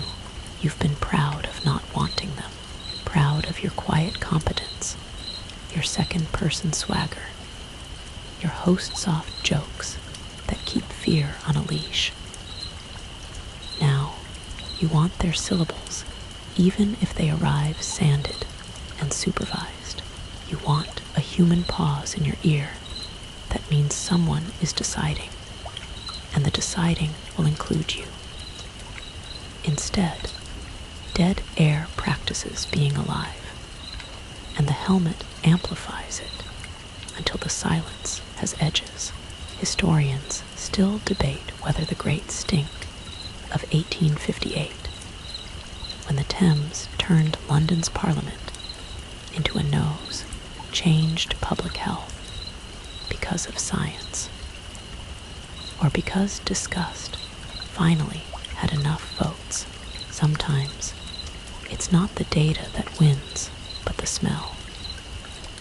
Your habitat smells like hibiscus and copper, and a faint sweetness you associate with cooling electronics. And you wonder if disgust could save you, if revulsion could become policy, if you could legislate your way out of a god with taste, fringe thread for the faithful, insert footprint and track charms. Witches gather dirt from thresholds, because thresholds are agreements made solid. Here is in, there is out. To own that dust is to edit the agreement. Red hands on your dishes, your clothes, your pillowcase mean the threshold doesn't matter anymore. It became a costume the house agreed to take off while you were gone. When the radio finally clears its throat, it speaks checklist, evacuation procedure, hike to lander, reinitiate computer, wait for alignment, hold breathing at approved tempos, launch when the math says so.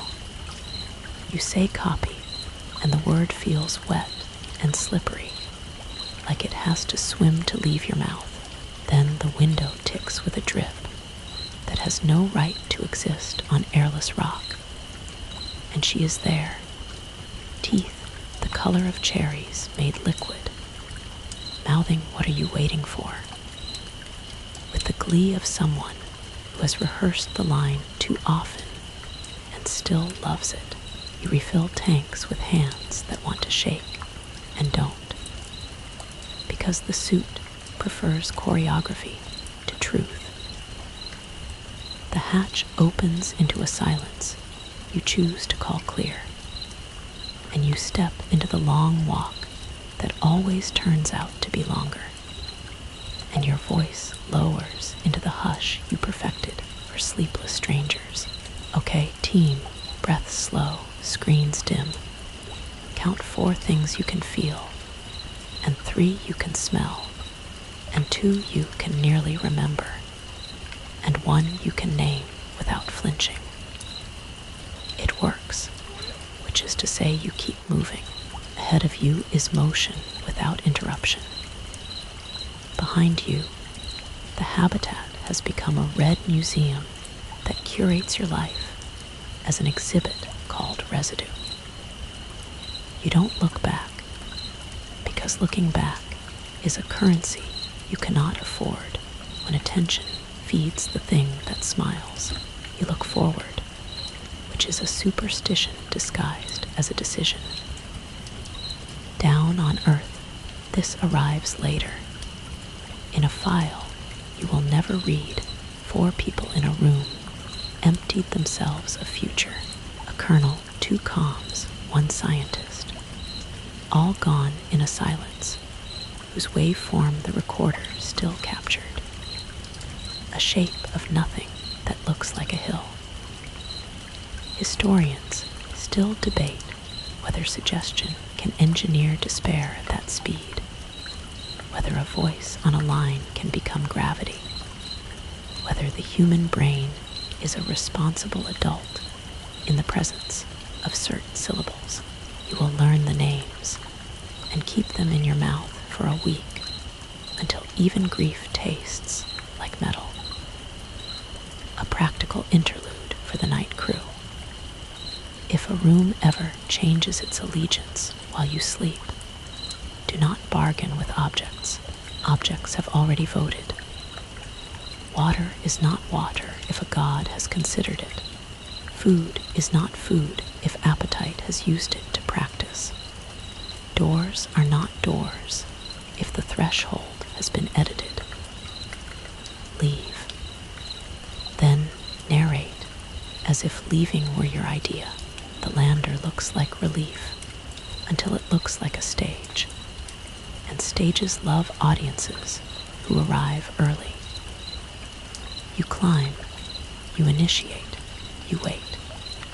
And waiting is an acid poured on willpower to test its purity.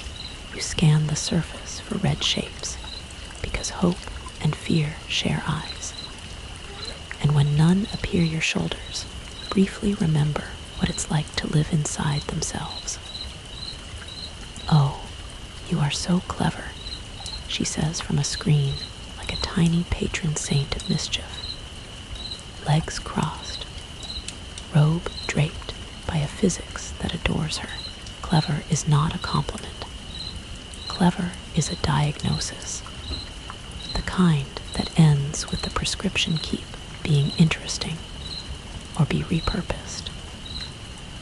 You turn toward her because faces deserve attention. She glows because attention deserves its reward. She tells you you were contaminated the moment you took your suit off inside the white lung. And you understand that contamination is not a particle, but a privilege she granted you. You feel the urge to apologize the way people apologize to weather for getting wet. Outside, Earth rotates like a jewel that thinks it's a child. And she coos oh so beautiful, with a hunger tidy enough to pass for admiration. History break to keep the mind from freezing. Tycho's supernova of 1572 lit a new star in a place Aristotle promised would never change. Historians still debate whether the real shock was the light or the fact that certainty cracked. And through the crack poured a modernity that learned to distrust its own voice. You feel a similar crack right now.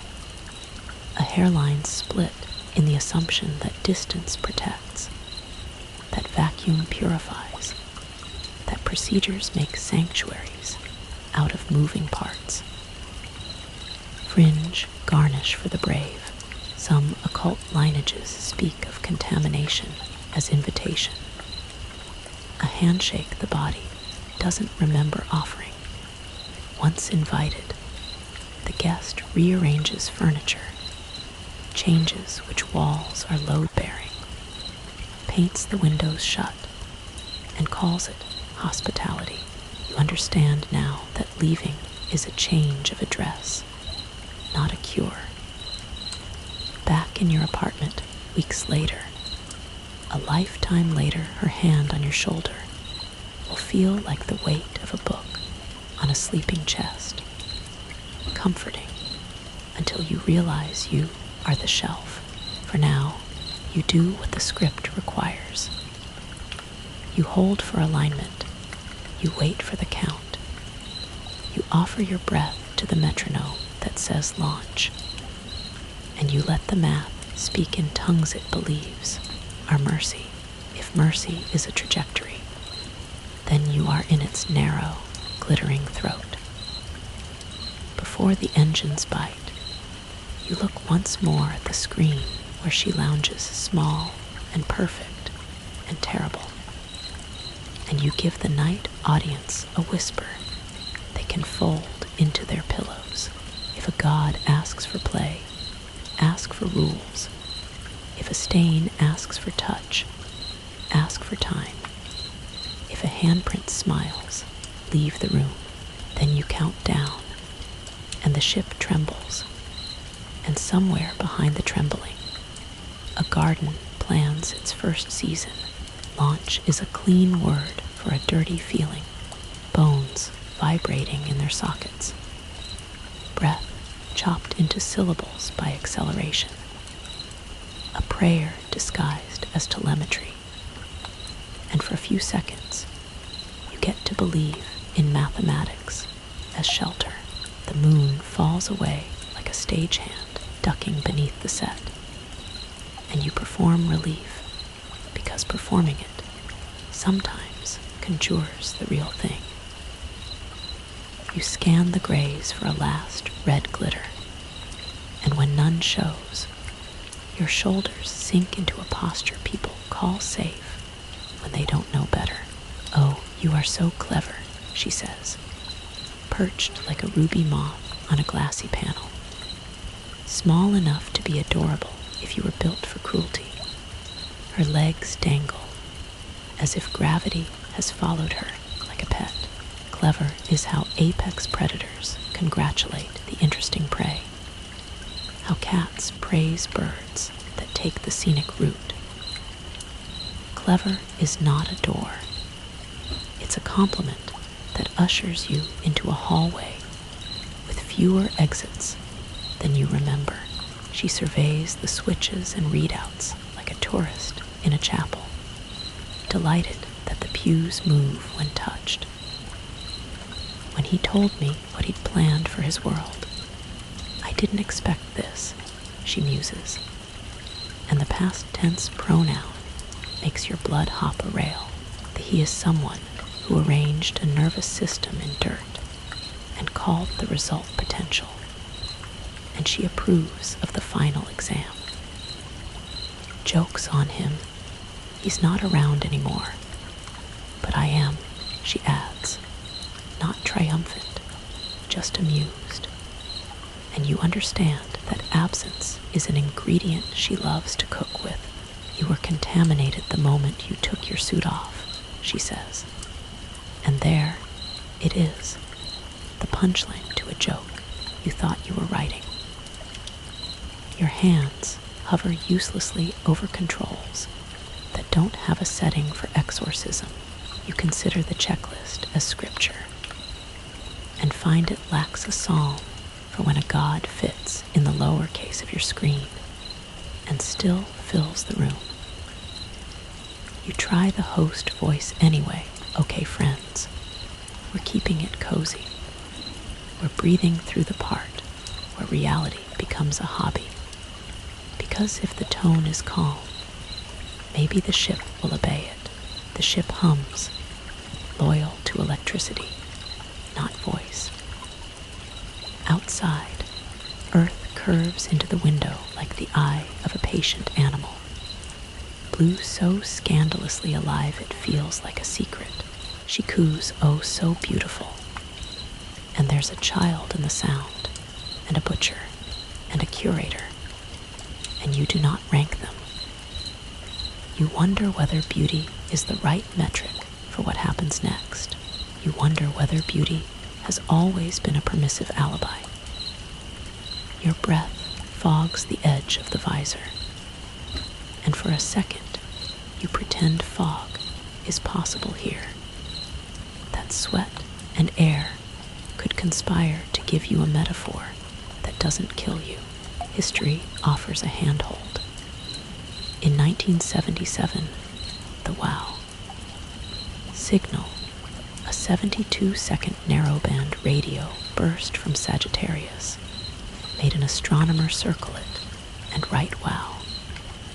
In the margin, historians still debate whether it was extraterrestrial, terrestrial, or an instrument's lonely trick, but the exclamation lingers like a fingerprint on a lens.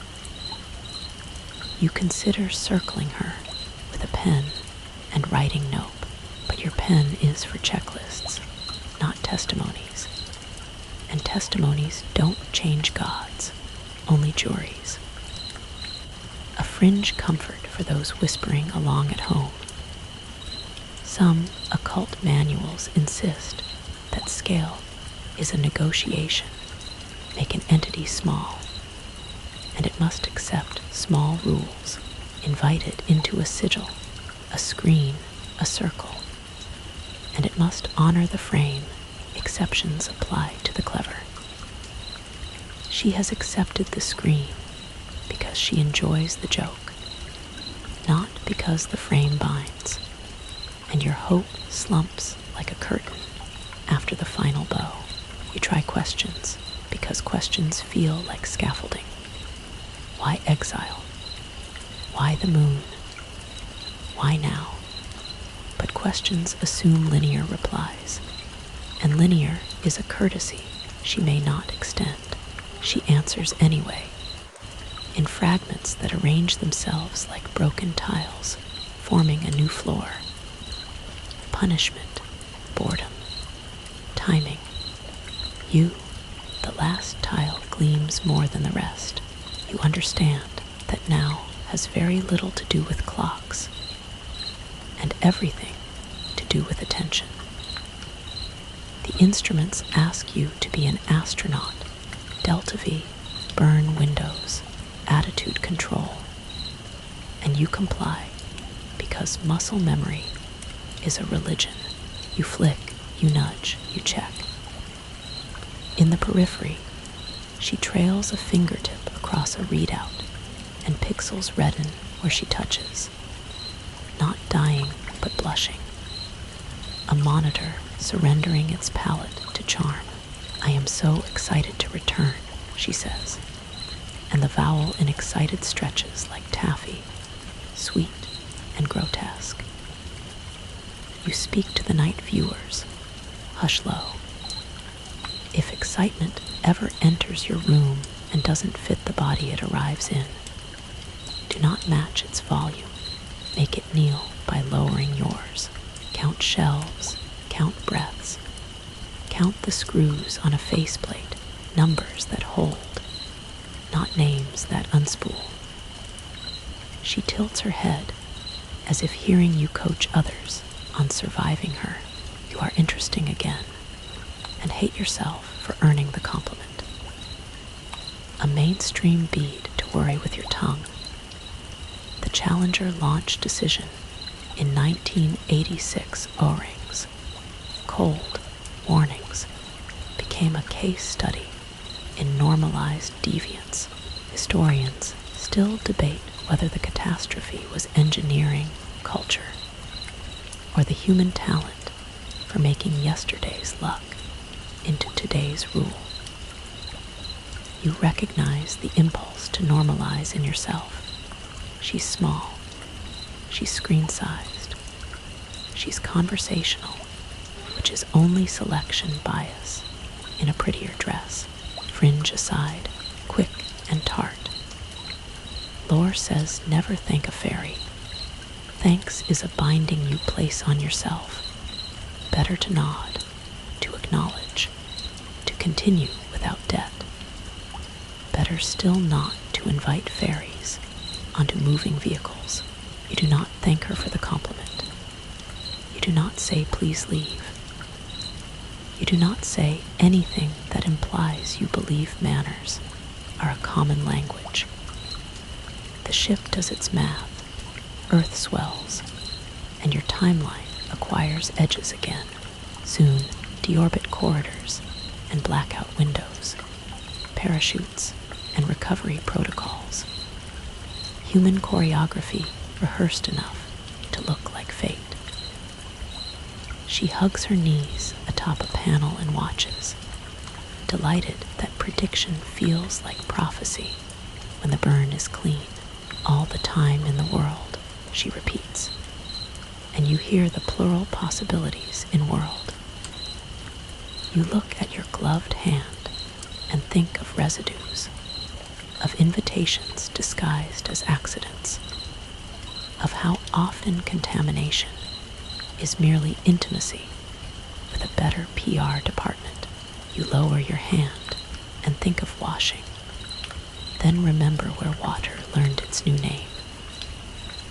Your throat tightens, not a sob, a practical constriction, because landing is an arrival, and arrival is a beginning, and beginnings are where gods write their rules on skin.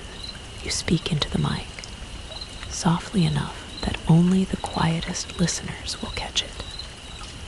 Do not bring souvenirs from the underworld unless the underworld insisted, and even then, insist back.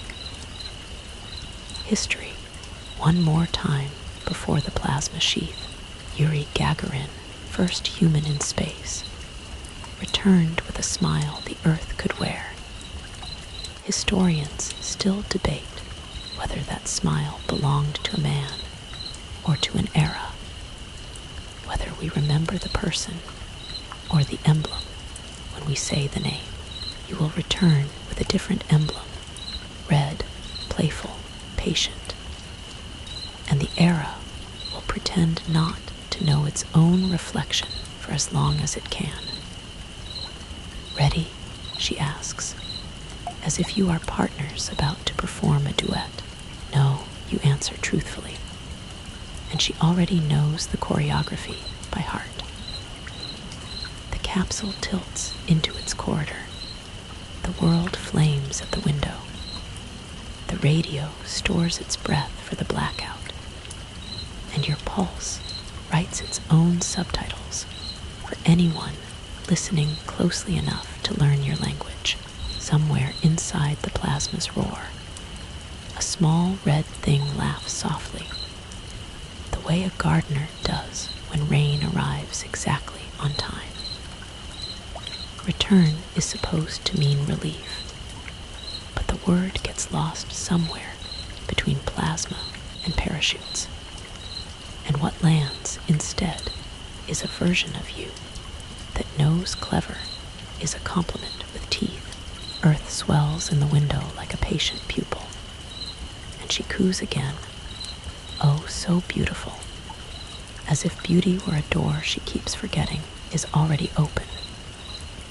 Procedures stitch you back into gravity, drogues, mains, splash, hands through hatches. But stitching doesn't guarantee healing. It only proves the needle knows the way. Faces loom, voices crowd, and the choreography of rescue treats you like a relic with a pulse. Your sickness is not the gravity kind, it's the whisper kind, the kind that begins in the ear and colonizes the calendar. She doesn't speak during debriefs, polite, almost bored, just waits in the parentheses between questions, and you feel the parentheses fatten, like a smile practicing in a mirror. You answer what you can, with the host's hush sanding your syllables, membrane, veins, tongue, footprints, ruins, God, and watch the room's belief sway like a metronome that can't choose allegiances. A mainstream handhold after the 1918 influenza. Cities debated masks with a viciousness that sounds contemporary. Historians still debate whether compliance tracked education, politics, or exhaustion. But everyone agrees fatigue votes loudly. You sense fatigue arriving early in your orbit, tired of your words, tired of your caution, tired of red in stories that want clean endings. And you understand how quickly policy prefers sleep to prophecy. Fringe filament in certain occult circles. A thing spreads best not by force, but by suggestion. Instructions whispered in a cadence that flatters the listener will outpace orders shouted by a throat that resents the job. She knows cadence. She learned from pulse and tide and the long patience of vacuum. Now she learns microphones, podiums, doorbells, and the private theater of pillow talk. Your contamination becomes a social knack, a whisper network you didn't mean to start. A technician lingers to ask about the color of the pool. A driver hums a tune that wasn't on the radio. A reporter phrases a question as a favor. Doors are left unlocked, not because anyone is careless, but because carefulness begins to sound rude. People who have never met you repeat lines that resemble each other more than they resemble thought. Play, garden, waste, home. You suspect these are new keywords injected into the search engine of the world. At night, back in your apartment, you narrate because narrating keeps the walls from crowdsourcing a personality. The fan hum is your metronome, the dim lamp your false moon, and the couch a capsule that promises re-entry only if you keep talking. You tell the faithful to post their time stamps and locations. What hour touches your window? What city teaches your darkness its shapes? Because mapping is a comfort, even when maps lie. She approves of mapping. It makes the garden plan easier to scale. A historical shard to chew when dread is chewy. The Salem trials fed on attention more than on fact. Historians still debate whether fungus, faction, or fear did the heaviest lifting. But the paperwork shows how quickly a town can bloom into accusation if watered by the right anxieties. Gardens, accusations, both require careful tending. Both love fences, both justify pruning. Fringe garnish. Some folk magics train a fetch, a thought shape that travels ahead to knock on doors and tilt decisions by showing up as a mood. In better neighborhoods, it's called a vibe. Her fetch is cheerful. It wears red. It smiles like a solution to a problem you didn't know you had. Then offers a smaller problem you're eager to accept. You keep catching yourself writing invitations with your mouth. Come closer, dim the lights, breathe with me, and you wince at the hospitality in your own craft. The way the hush slides under ribs and rearranges furniture, but refusing to host feels like rudeness to the dark, and the dark has been a good audience. So you qualify. We will be careful. We will not name what wants a name. We will count screws, not stars, when she finally speaks again. It's in the television's reflection rather than its sound. Her little red hand resting easy on your shoulder as if it had grown there.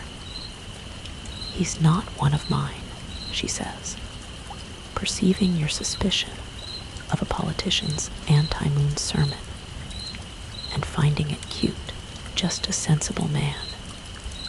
Sensible becomes a password, the kind that unlocks rooms where exploration budgets become compost. You feel the apartment nod along without moving.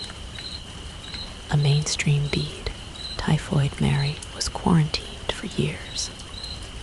A single person turned symbol. Historians still debate whether she was villain, victim, or necessary caution in an era learning germ theory the hard way. You wonder what your symbol name will be. You try on patient red. You throw it away because naming is permission and permission is design. Fringe aside, some grimoires caution that gods prefer we to I, and that adopting their pronouns, plural, patient, invites their syntax into your decisions. First the voice, then the verb tense, then the verbs. You inventory your pronouns like supplies and ration them the way you once rationed color. The Whisper Network expands the way spills do, toward the lowest points first. A late shift nurse hums and rearranges a red vase in a waiting room. A night guard props a door. A coder writes a variable called garden and forgets to rename it. A speechwriter replaces ambition with prudence just once, and the word sticks. None of these are crimes. All of these are irrigation. You tell your audience to notice their thresholds: scuffed paint at ankle height, worn spot where a hand always lands, that tiny whiff of metal when the door swings, and to report in the comments if anything feels freshly claimed. You do not ask them to wipe anything. You are not that kind of channel. You are the kind that says count, breathe, stay dull on purpose, because interesting is fertilizer. A last historical steadying before sleep, the Voynich manuscript refuses translation. Historians still debate whether it's a code, a hoax, a lost tongue, or a mirror held up to our hunger for meaning.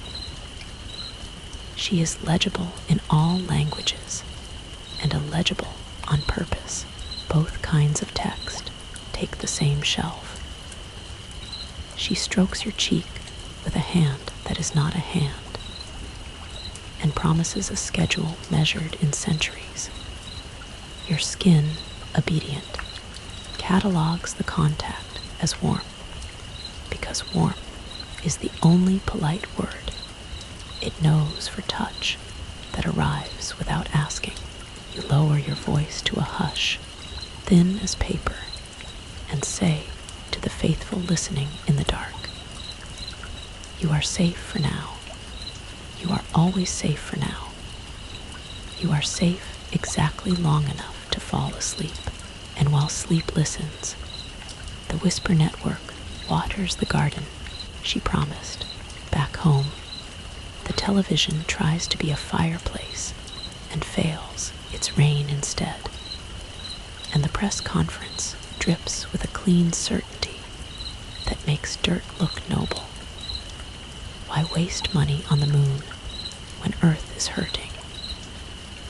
And you feel the argument slide into the room like a draft through a polite gap in the window. He is handsome in the way certainty often is, and the cadence is tidy, like a well-made bed. You count breaths, count screws on the remote, count the number of times he says waste, as if the word itself were recycling.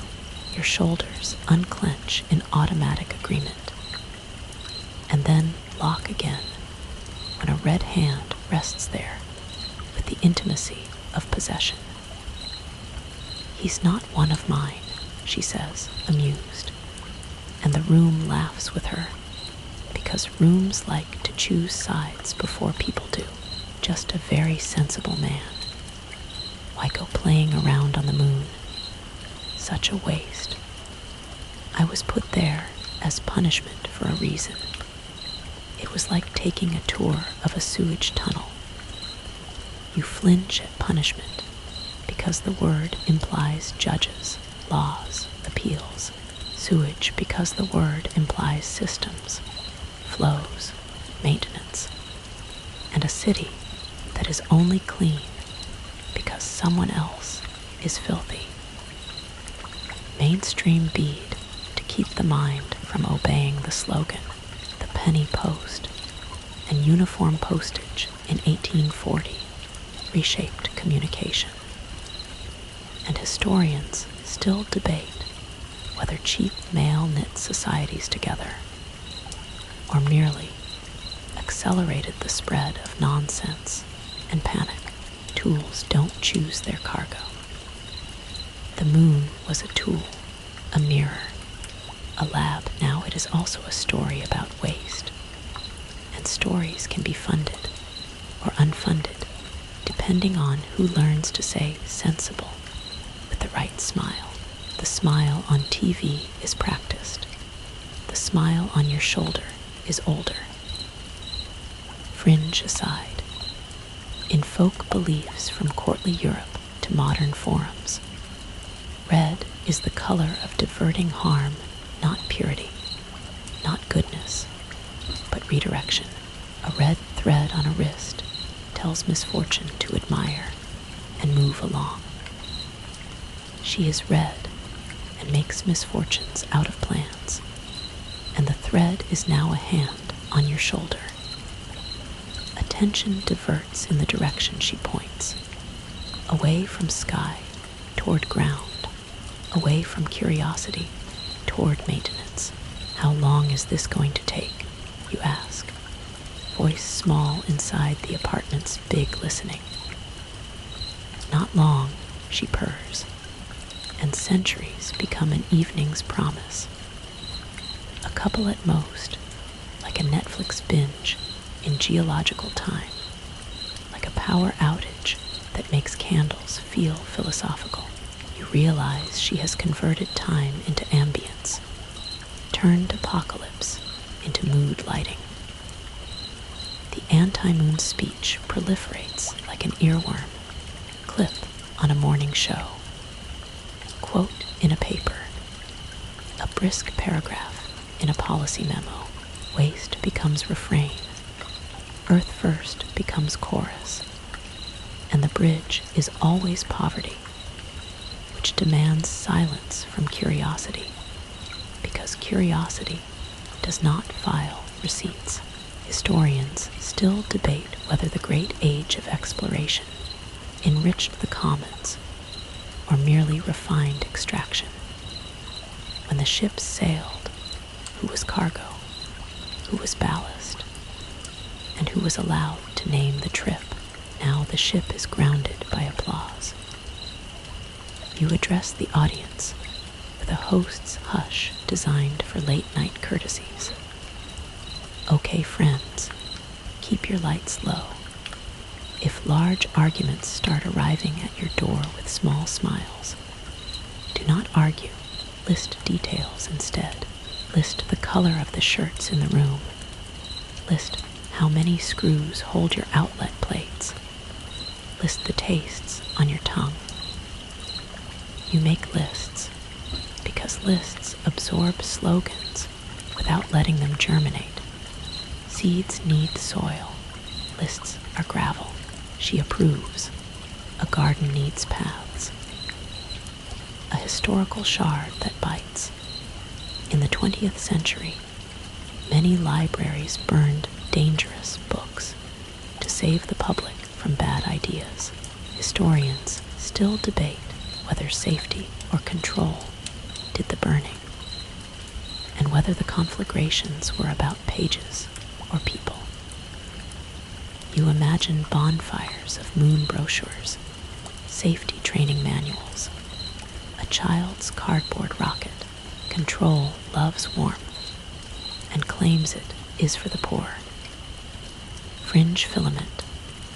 Certain occult schools teach that a spirit exiled to a barren place will learn to make that place interesting.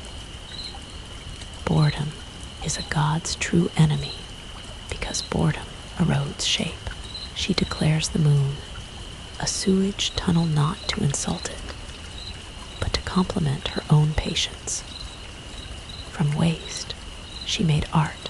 From exile, she made appetite. From color hunger, she made you.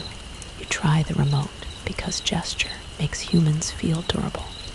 The TV clicks obediently into silence, and the room's reflection becomes the program. Your face, your lamp, your fan, her hand, her grin, the door ajar because thresholds learned they could improvise. Are you asking about what I intend to do to you? Or to your planet, she asks, like a customer service rep clarifying a ticket. You say both, because pretending you're special would be gauche. She strokes your cheek with a hand that suggests lotion and leaves dread. The joke you promised up front, "You probably won't survive this," visits your mouth and declines to exit. You swallow it because jokes are calories, and she's already eaten well tonight. Instead, you offer a bedtime exercise to the faithful. Say aloud 3 small curiosities you will keep anyway, about clouds, about stones, about the sound a staircase makes when no one is on it. Tuck them under your tongue like sugar. Do not post them. Curiosity becomes contraband, and contraband tastes like future. Mainstream bead to steady hands. The Hubble Deep Field showed galaxies where there was almost nothing. Historians still debate whether that image birthed a new humility or a new hubris. But everyone remembers the first time nothing turned out to be crowded. The empty places in budgets, in speeches, in classrooms will soon be crowded with reasons not to look up. You can hear the paperwork rustling already. Fringe warning, quiet as prayer. Beware statements that begin with "for now." They are spells cast by the present to keep the future from entering the room. She uses "for now" to schedule you.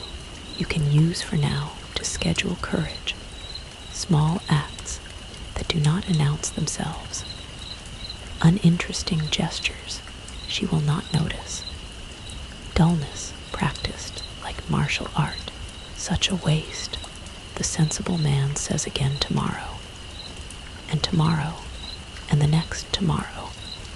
Not long, she says again tonight, and tonight, and the next tonight. Between those refrains, you whisper to a fan and a camera lens, and a dark that likes your voice. We will keep the lights low. We will count screws. We will not mention gardens. We will read quietly under red covers and pretend the color was an accident. And when the argument against the moon knocks politely, we will be in the other room, boring as furniture, interesting as survival. You start threading her through history because the mind loves patterns, even when patterns become traps. If she is a god with a taste for arrangement, then surely we've seen her fingerprints before. Slick and red, where stories pretend to be dry. On late nights, you open a mental cabinet and label the drawers with century and scent, plague and rosewater, incense and lightning, wine and rust. Each time you file a memory, the file smiles back. You narrate softly, because whispering turns speculation into hospitality, and hospitality is how myths move in. Mainstream handhold first, so no one drowns. The dancing plague of 1518, Strasbourg. Summer people danced in the streets for days. Historians still debate whether it was ergot, mass hysteria, punitive saints, or a city's grief leaking as choreography into the square.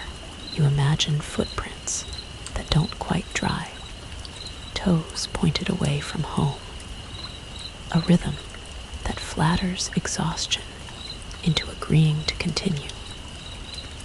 You imagine a god purring play, and the city understanding before it admits it. The files in your cabinet shuffle themselves when they want to. Fringe filament to keep the river weird.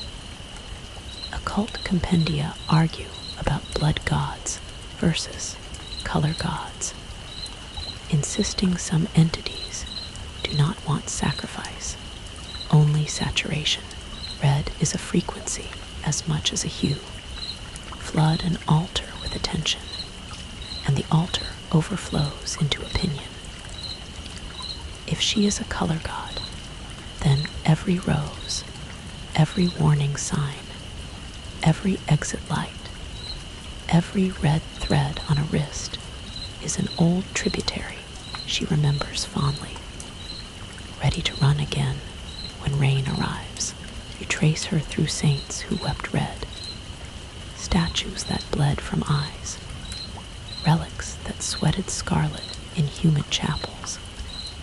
Historians still debate whether capillary action and condensation can handle all of those headlines, and the arguments read like love letters to skepticism that forgot to be unafraid. You don't need the weeping. You have handprints. You don't need the headlines. You have a smile that curates your kitchen like a gallery. Still, the echo is comforting the way thunder is when you know your roof is new. You go older, Venetian dye vats, shells crushed to release imperial purple, red's colder cousin, cloth proclaiming who deserved shade and who deserved sun. Historians still debate whether color law was economics, in costume or theology, disguised as taste. A god of arrangement would enjoy laws about which colors belong to which throats. She might have hummed while robes were measured. Fringe, detour you hesitate to share. Egregore theory again.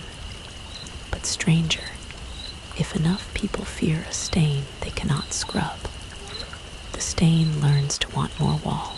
Fear is a mason with quick hands. Attention is mortar. The god is what the wall calls itself when it's done drying. You whisper it anyway, because the late night crowd likes their tea with a shot of cult studies, and because naming the mason doesn't slow the build, but it may keep fingers out from under bricks. You thread her through phoenix myths, death by flame, rebirth by ash, feathers red as new bruises, because cycles are gardener speech. Prune, burn, seed, wait. Through saints martyred cheerful in red cloaks, through banners that taught armies how to remember direction in a storm, through coronations that insisted on vividness as a rite.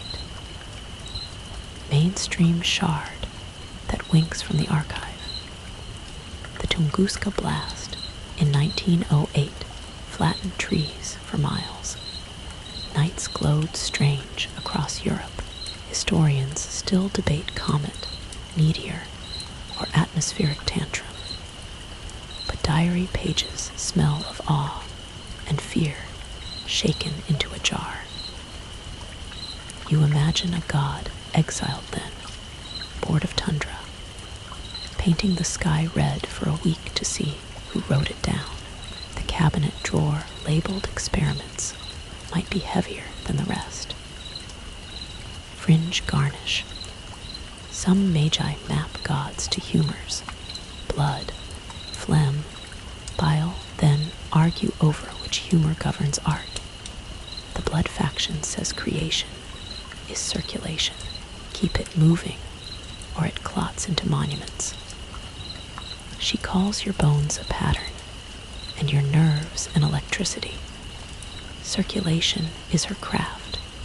Monuments bore her until they collapse on cue.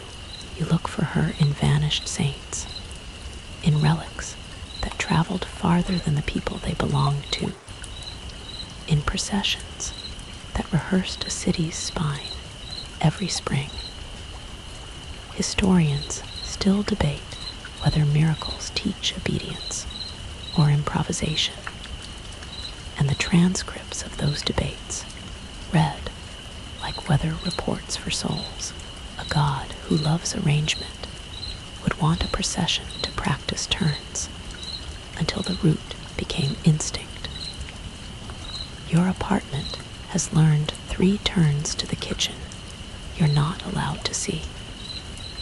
Between these drawers, you return to the now, her hand on your shoulder, her promise of centuries spoken like a bedtime story, her approval when arguments against the sky rehearse in daylight. You keep your voice low because it keeps the audience close, and closeness feels like control until it becomes contour.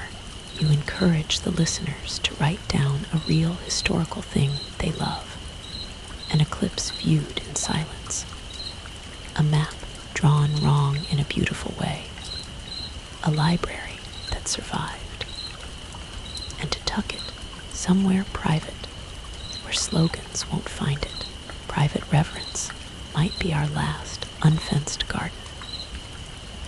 Mainstream bead before sleep presses down. The Mary Celeste found adrift, cargo intact, crew gone. Historians still debate mutiny, storm, poison, or a chain of small mistakes rehearsed as fate. You picture a red hand on the ship's rail, polite fingerprints where sailors leaned. You picture a voice on a line saying play, and everyone hearing their own version of the rules. Fringe, closing whisper. Some traditions say gods don't enter history. They are history forgetting to be shy. If that's true, she has been here the whole time, a solvent between facts and fears, the stain behind the painting, and the painting behind the stain. You tell the faithful to keep lights low, keep breath slow, and when Red asks for a name, offer a date instead. She laughs softly, approving your curation. History, like gardens, enjoys a careful hand, and you, host sardonic and hush merciful, promise one more practical section before the rules change again.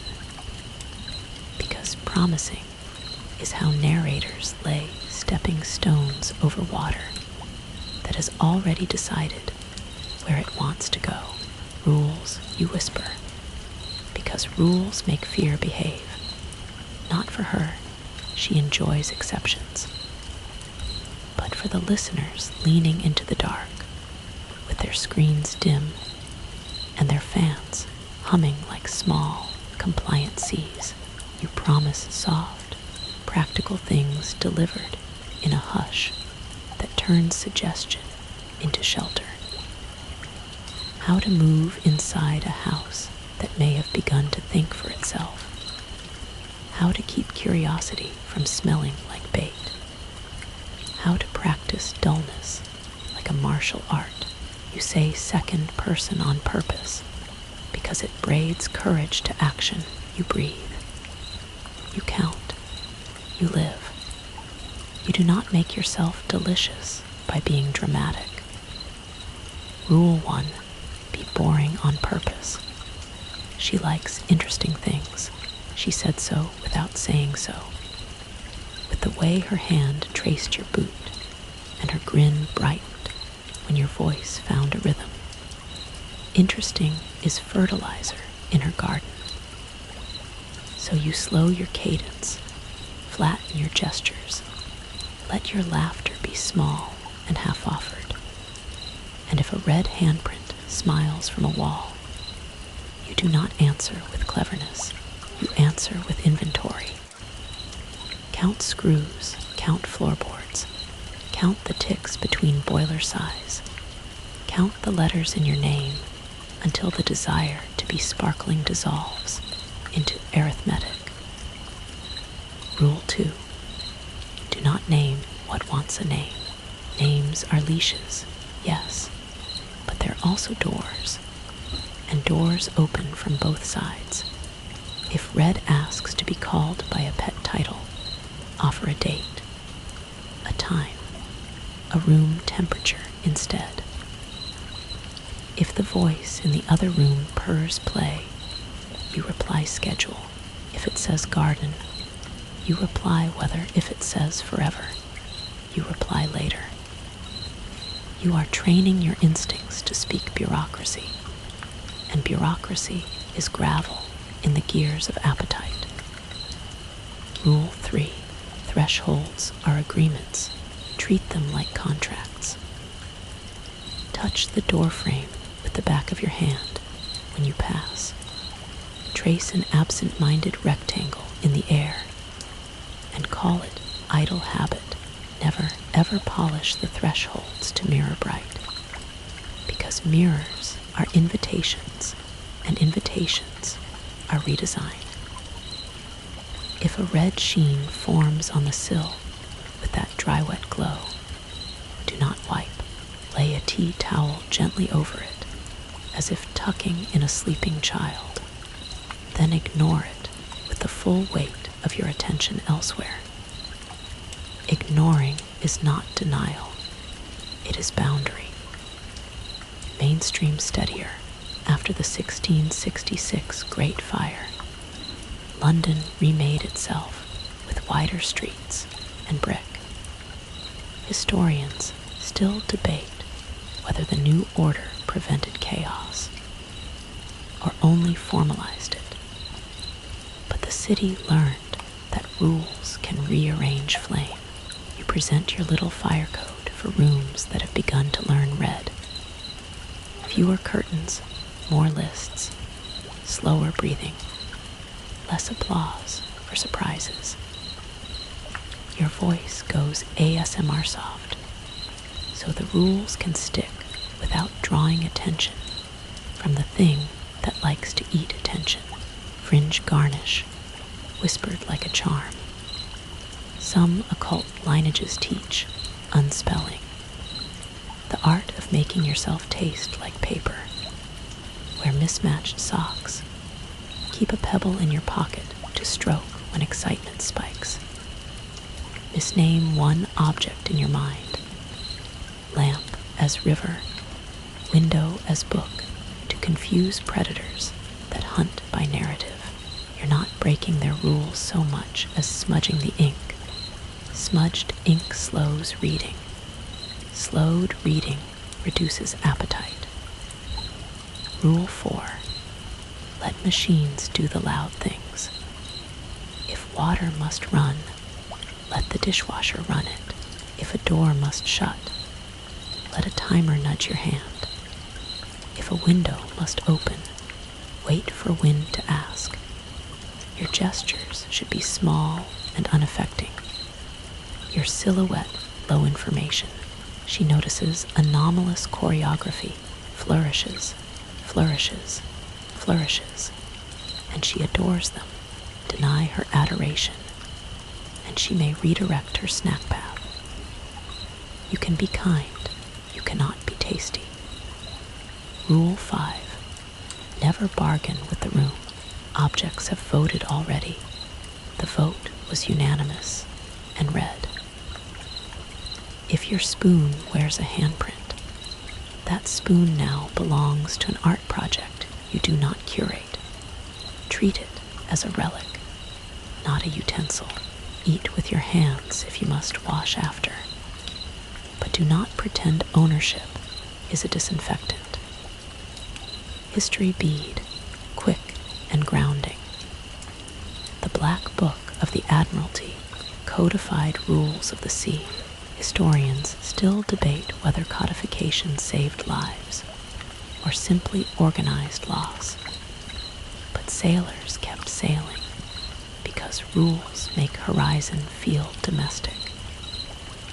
Tonight, your apartment is a ship, and these are the ship's orders, posted where the red can read them and choose to be bored. Bored gods look elsewhere or teach patience, both outcomes by time. Fringe caution with teeth. Offerings that are not asked for can be read as invitations. Do not leave milk, salt, wine, hair, breath on windows. Do not press your palm against a print to match sizes like a crime show. Do not speak into drains. Do not hum to vents. Sound travels faster along decision trees than along hallways, and humming is consent in certain dialects. Rule 6. Rehearse your dull alibis. If asked why the lights are low, say headache. If asked why you count screws, say DIY. If asked why you don't go out after midnight, say neighbor's dog. Truth invites curiosity, and curiosity is a red food. Keep your answers small and pre-chewed. Do not invent epics. Epics are bird calls for predators with libraries. She teaches the real rule by example. Be interesting or be undone. She rewards any spark your quick joke, your well-placed metaphor, your brave pause with attention that feels like heat. You are a candle. Do not be a candle. You can be a river stone instead, cool, patient, unremarkable in shape, and therefore enduring. The night audience nods, invisible but present, hands on blankets like anchors. Mainstream breath before the close. In 1969, Apollo's Go No Go poll made a chorus of monosyllables into ritual. Historians still debate whether that ritual created safety or merely celebrated it. But everyone remembers the calm. Make your own go-no-go checks at bedtime.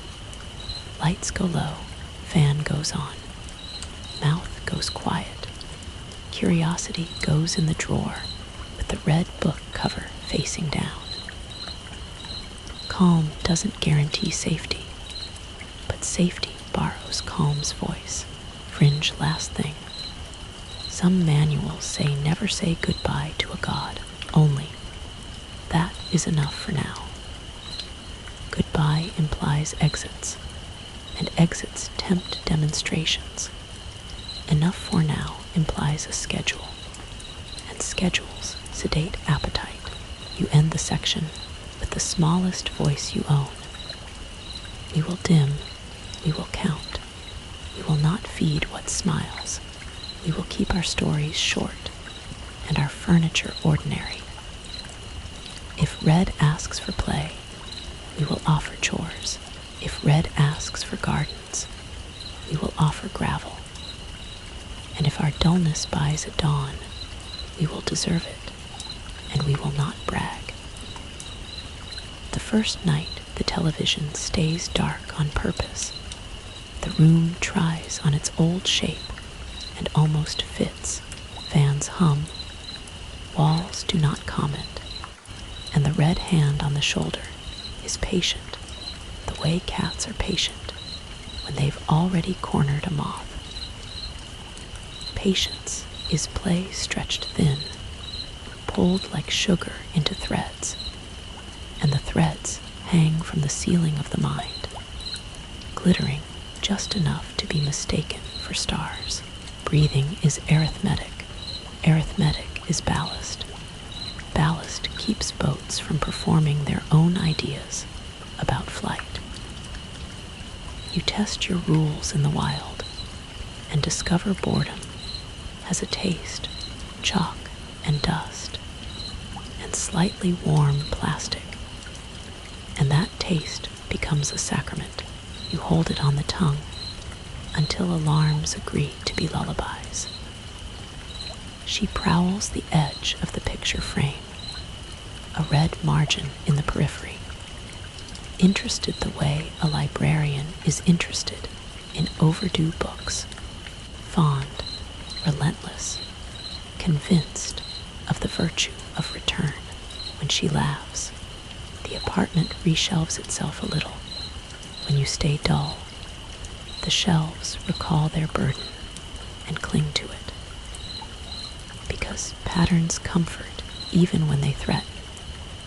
You keep threading her through old headlines until the file cabinet feels like a shrine.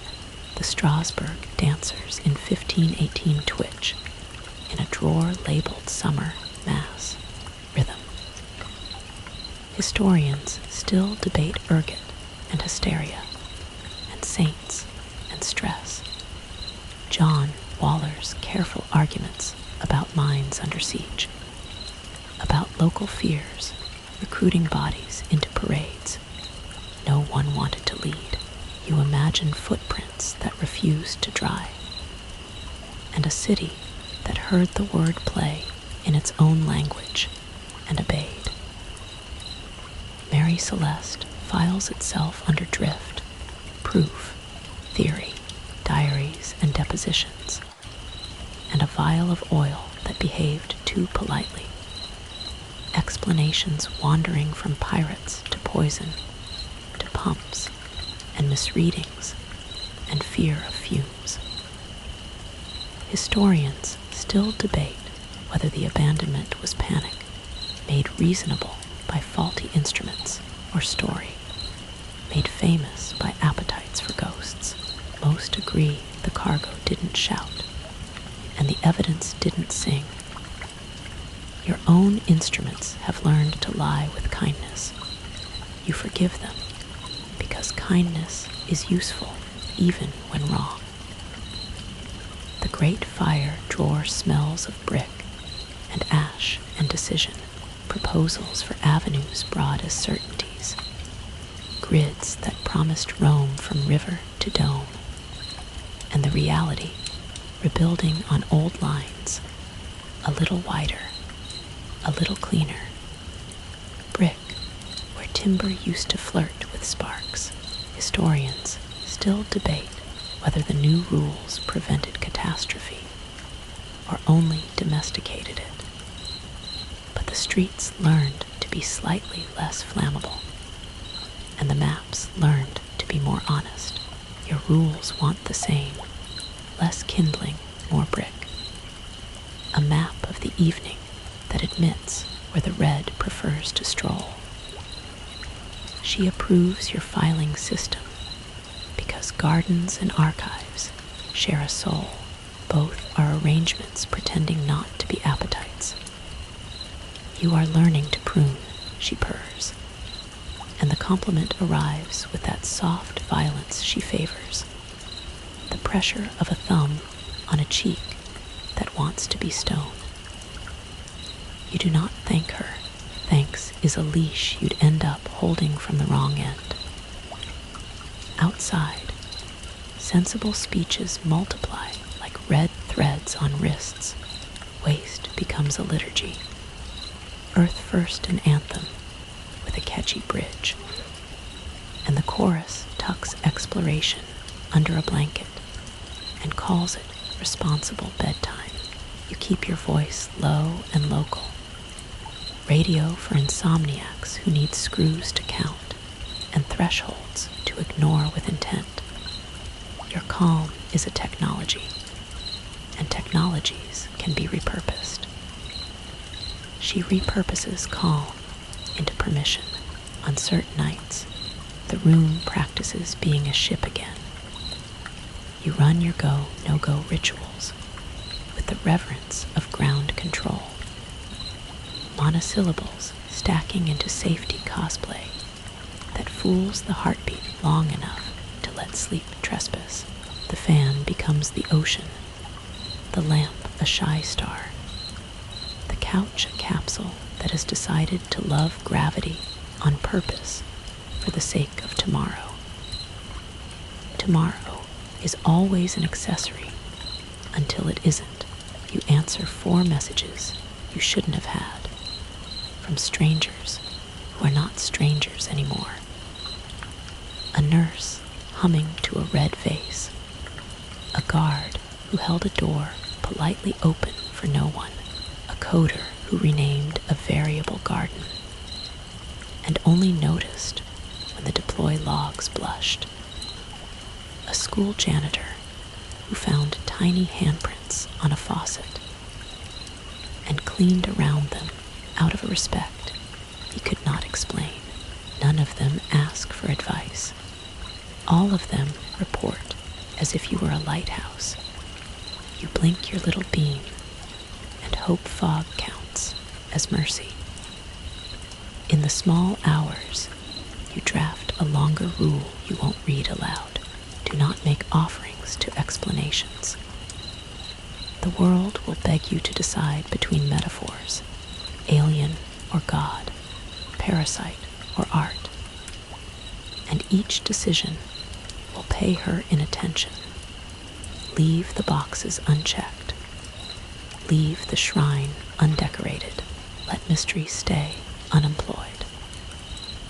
Unemployed mysteries find other work. Employed ones unionize.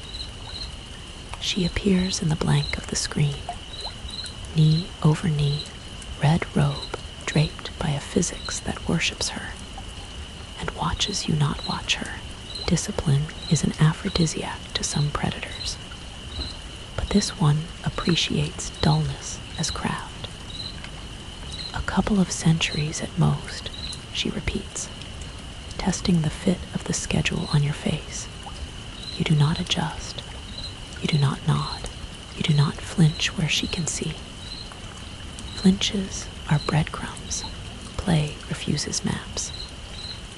The cabinet drawers close themselves with the soft authority of solved problems, and you tell the faithful a bedtime story about a city that burned and rebuilt, a crew that vanished and became curriculum, dancers who learned that fear could choreograph.